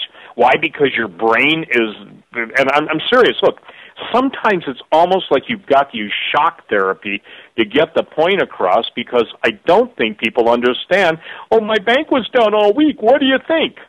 Change banks. Don't ask me what I think. Would you address that? Because it's ongoing. It's Chase one day, Citi the next, B of A. It's ongoing, and it's ongoing in the three biggest basket case banks. Will you address that whole issue? Because I think there's one of the, if you want to talk about the Goliath of, let's say, I love this word, towering indifference, that's it, brother. They still think that, well, I guess it's just a normal glitch. Address the normal glitch, would you, from your inside sources? Yeah, look, the normal glitch with most of these banks that are their online services are down, their ATM services are down.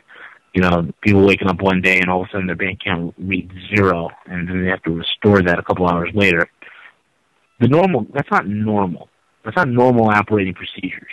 Some people, well, it's maybe some infrastructure issues. No, there's no infrastructure issues. What is occurring is there's a move that is a cohesive move done by central banks as well as intelligence networks in order to take down the banking system. It's part of the whole grand scheme of things. Now, in terms of these bank hacks, you just can't simply, the last hack that occurred was a couple of months ago, Steve. I'm trying to recollect as much as I can. It was over 200 banks. And, the media said it was about, how much did they say? Like 200 million that was taken, but in reality it was over a couple of billion, like 2.5 billion.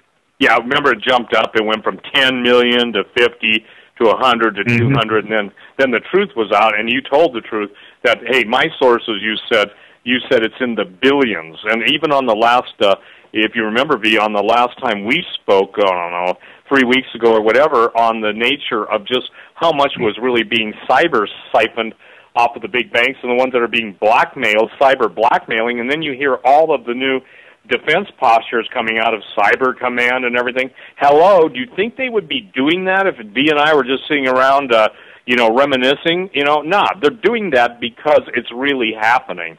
So the point is that here's the point. The susceptibility to EMP, electromagnetic pulse, to a consorted or a directed cyber attack. North Korea just whacked South Korea and took on Japan, okay? Now, hello, Japanese carry trade? Hello, better wake up on this one. Korea? Isn't it interesting that two nations that are being hit are the two largest producers of foreign cars, Japan and Korea? And I think you kind of, and a lot of defense technology stuff comes out of there.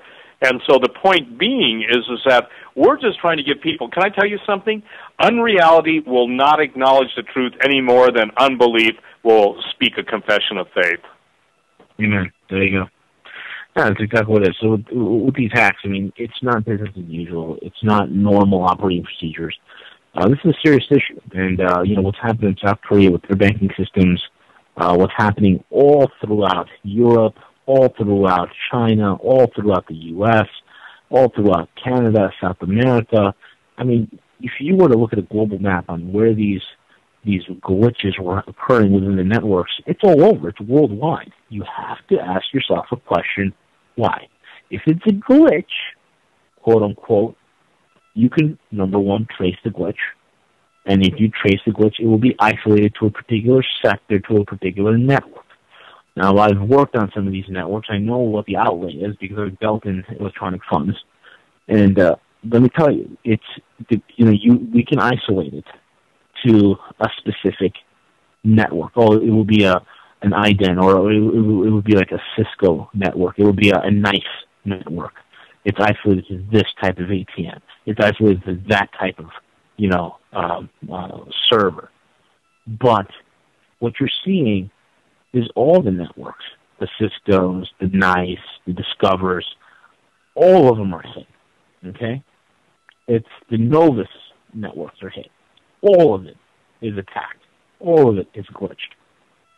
That's not, do you understand, I mean, do people understand the level of technology, the level of sheer processing ability in order to create that much havoc in that many different types of networks at once?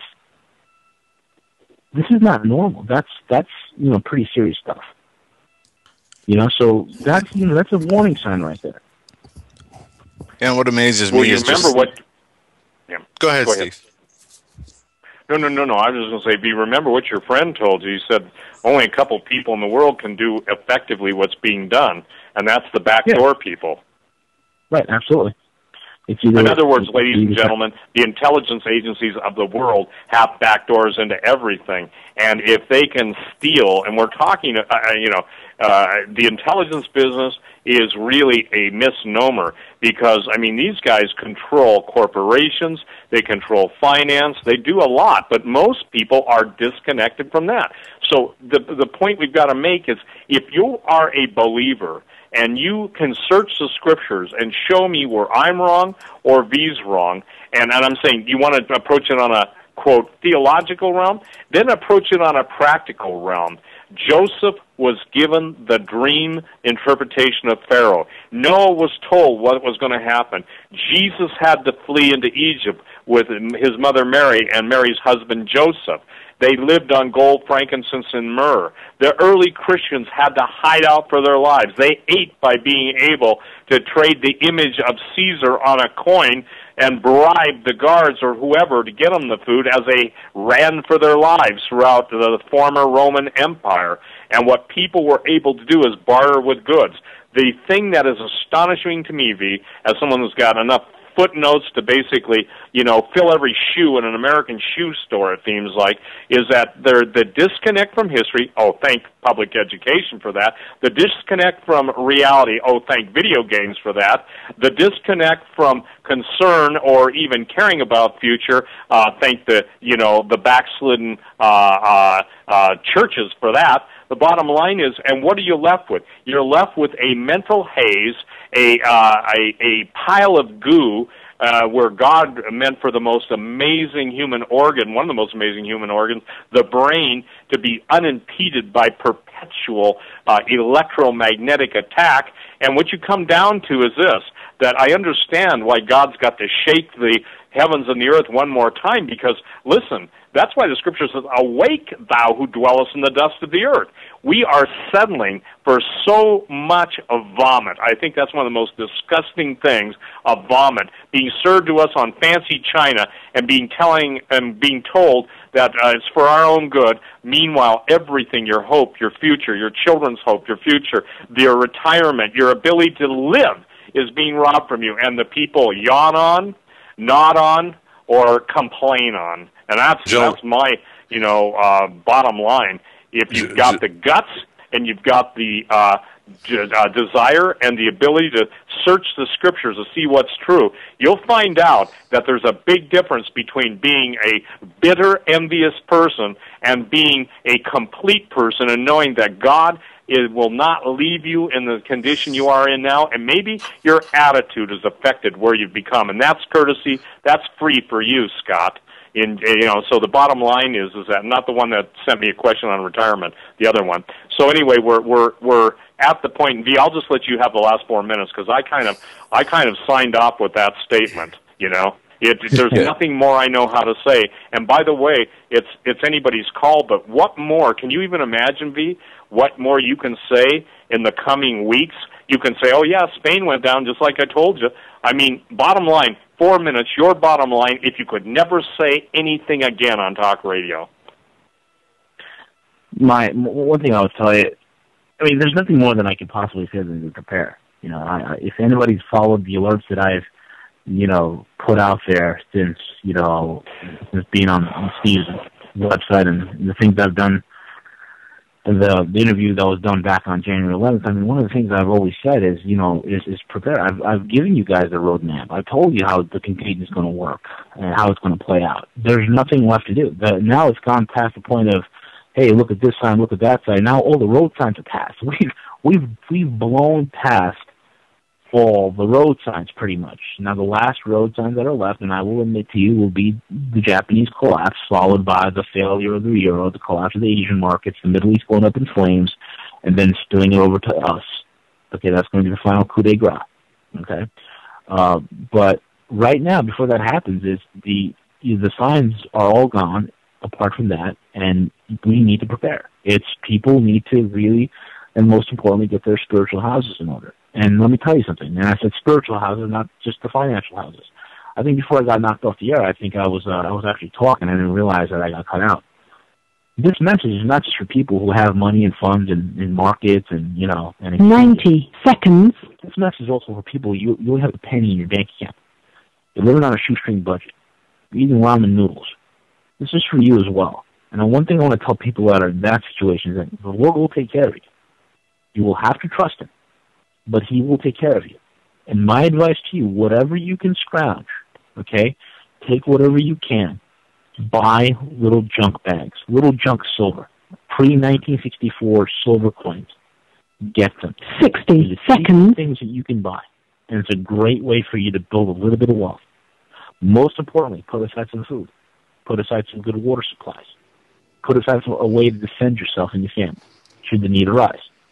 But understand that whether you have $1 million in the bank or whether you have $1 in the bank, that this message of financial freedom is for you as well. You need not fear what is to come. But, and one of the things I always say, that this is going to be the most exciting time in the history of the church. Because we're not going to go out singing Hold the Fort. We're going to go in with victory. We're going to be like David facing down Goliath, saying, you dare defy the armies of the Lord. And I will tell those people that are right 10 seconds. That you are struggling. God is with you. He sees where you are. You need not fear. Be of good courage. Do what you can to prepare, and the Lord will do the rest. Now, the rest of you who have the resources and the funds, please do what you can to get the metals, the precious metals, while there's still time, because it's getting harder and harder to acquire it. Okay, I don't know what else I can say. Apart from that ends our program, V. Gentlemen, that ends our program. We're out of time. God bless you both. You said a mouthful. God bless you guys. Have a good night. Steve, thank you. V, thank you. God bless. Bless you, Doug. Goodbye, V. Goodbye, Doug. And Joe. Thank you, Joe. Thank you, guys, and thanks for listening. We'll see you next week. Right on, man.